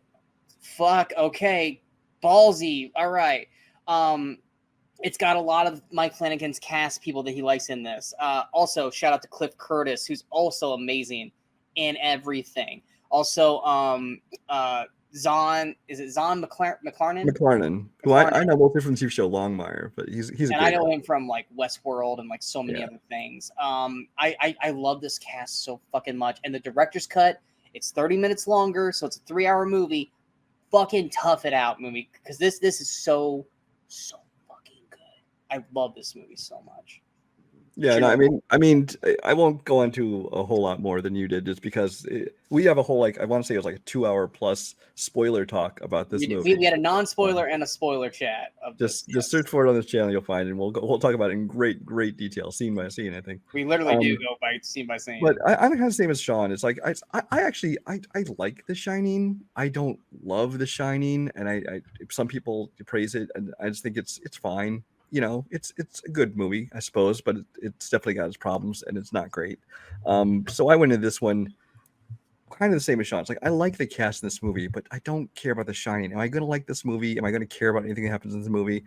And this movie, if The Shining didn't exist, would be just as good as it is. It does have connections to The Shining. I think they do it smartly too, because they didn't just use old footage. but they didn't necessarily try to like just get people who are going to do impressions of those people. They kind of got people that kind of fit the same characters to play, like, you know, Shelley Duvall's and even Jack Nicholson's roles and the I kid. almost kind of wish that they would have casted his son. Now that we've seen him in movies, and he's in Smile too, and he looks just like Jack. Oh, does he? Oh my god, it's creepy how much he looks like Jack. Like, he's like, they should just casted his son for that role. But I think that they did a great job in terms of how they handled that and handled the connections to the previous film. And for me, I've said from the very beginning that the VIP of this movie is Rebecca Ferguson. I think as Rose the Hat, she is such a phenomenal presence in this movie, and in terms of, you know, not only kind of feeling kind of her evil and the things she does and kind of into different characters throughout the movie, but also in this kind of the True Knots, the family they kind of have built. And again, it's this kind of the whole world building thing for me. They kind of built this backstory of the True Knot and this family who have lived for, you know, centuries, and this is how they live, and they all, you know, they care about each other and take care of each other. And at one point you even see one of them who's finally dying off after, you know, centuries of living, and kind of how they're trying to survive, and this stuff, the steam is becoming harder and harder to come by, and you know, you realize they're doing what they have to do to survive. It doesn't make them good, you know, good. You're not rooting for them because they're definitely doing evil things, and, you know, they're doing terrible things to people. But it's kind of one of those things where you get invested in the character, not necessarily sympathize with them, but you get invested in the character. And I think she is the primary, as the kind of the leader of that, and she does such a phenomenal job on every level. Ewan McGregor, Cliff Curtis, everybody cast top to bottom is good. But this is a movie that it almost had no right being as good as it was, because The Shining It has no right. Because The Shining was, you know, a decent movie, which a lot of people love, but a lot of people don't like too, because it strays from the book so much, from what I've heard. I've never read the book, so I couldn't tell you for sure. But then Dr. Sleep, the sequel novel, came out, and I mean, it got a little bit of attention, but it was never like a big deal. So when they made a movie of it, I'm like, okay, they're making a movie of this book that kind of never really became super popular, to a movie that's, you know, what, 40 years old almost at that point. And so I'm like, I like the cast, so I'll check it out. And I ended up just loving this movie. And like I said, go back and watch the whole spoiler chat. It's going much greater detail. But you want to know what's funny, Brian? What's that? Because I was going through this stuff like pre-game and before we went into this, and Kimberly asked, "What was our first show? What was our first episode together?" It was Dr. Sleep. Was it? Like we had been on like discussion panels with like other people, but our first, just you and me, was Dr. Sleep. I think Kirk was there too, wasn't he? Not for maybe. I think Dr. Sleep might have just been you and me. Oh, okay. Maybe. I don't know. Kurt might have been there. If not, then it was Terminator Dark Fate, which we still don't know. It's got 30,000 views. Yeah, but no, this is a great movie. And I don't distinguish between director's cut, theatrical cut. Either one of them probably would have still been my number one. Director's cut is definitely, I think, the better, more fleshed out version of it. But I think you will enjoy it just as much if you don't want to watch the full director's cut at first. Watch the theatrical cut. You'll love it like we did, and then you'll love it even more when you decide to go ahead and watch the director's cut. Let's put it this way: theatrical cut is like 4.5 stars. Director's cut, 5 stars. Probably gives it that bump, yeah. It's that little bump that just excels it to the max. Also, we didn't say her. Kylie Curran as Abra, she's great as well. Perfectly chemistry-wise, works so well with everyone on screen. Ewan McGregor, McLarnon, even Ferguson. She for a younger actress at the time, she blends perfectly with the cast. And when we do get to the hotel, is not a big Shining fan or not, that third act is amazing with what they do. Yeah. But yeah, that is the 2010s. Way longer than the other episodes by about a good hour. But there were so many movies that we were passionate about, wanted to talk about with the 2010s. But what are your guys' thoughts? What were your favorite films, favorite horror films of the 2010s? What were your underrated, overrated? I'm sure you guys all are pissed off at my overrated. I don't fucking care. It follows as dog shit. But let us know in the comments below. We hope you guys enjoyed this episode. If you guys did, hit that like, share, and subscribe button to the channel so you guys stay up to date with all the latest videos pop up on the Movie Crusaders. And of course, you can follow us on all the social media outlets you see below. Next up, season finale. We got the 2020s coming up. Talk about everything over the past 4 years, because it is only 2024. So it's kind of like a half century or a half decade episode, because, it is what it is. But we'll be going over that. Also this week, Conclave and Venom: The Last Dance come out. Don't know. I've got a wedding and stuff to get ready for this weekend, so I don't know if I'll get any of them watched. Are you? I know you're seeing Conclave. Are you seeing Venom? I'm probably going to go ahead and see it. I don't have high expectations for it, but I'll probably see that one. I do think in first week of November we'll probably come back and do a Movie Crusaders chat about, so we can kind of catch up on everything in October that we didn't really get to talk about because we were doing these. But 2020's is next week. 2000s, 90s, 80s out right now. Check out all those if you guys like this episode. Let's talk about all the horror films prior to that. We'll see you guys here next week for the season finale. Until next time, in case we don't see you, go watch some movies. Go have some fun.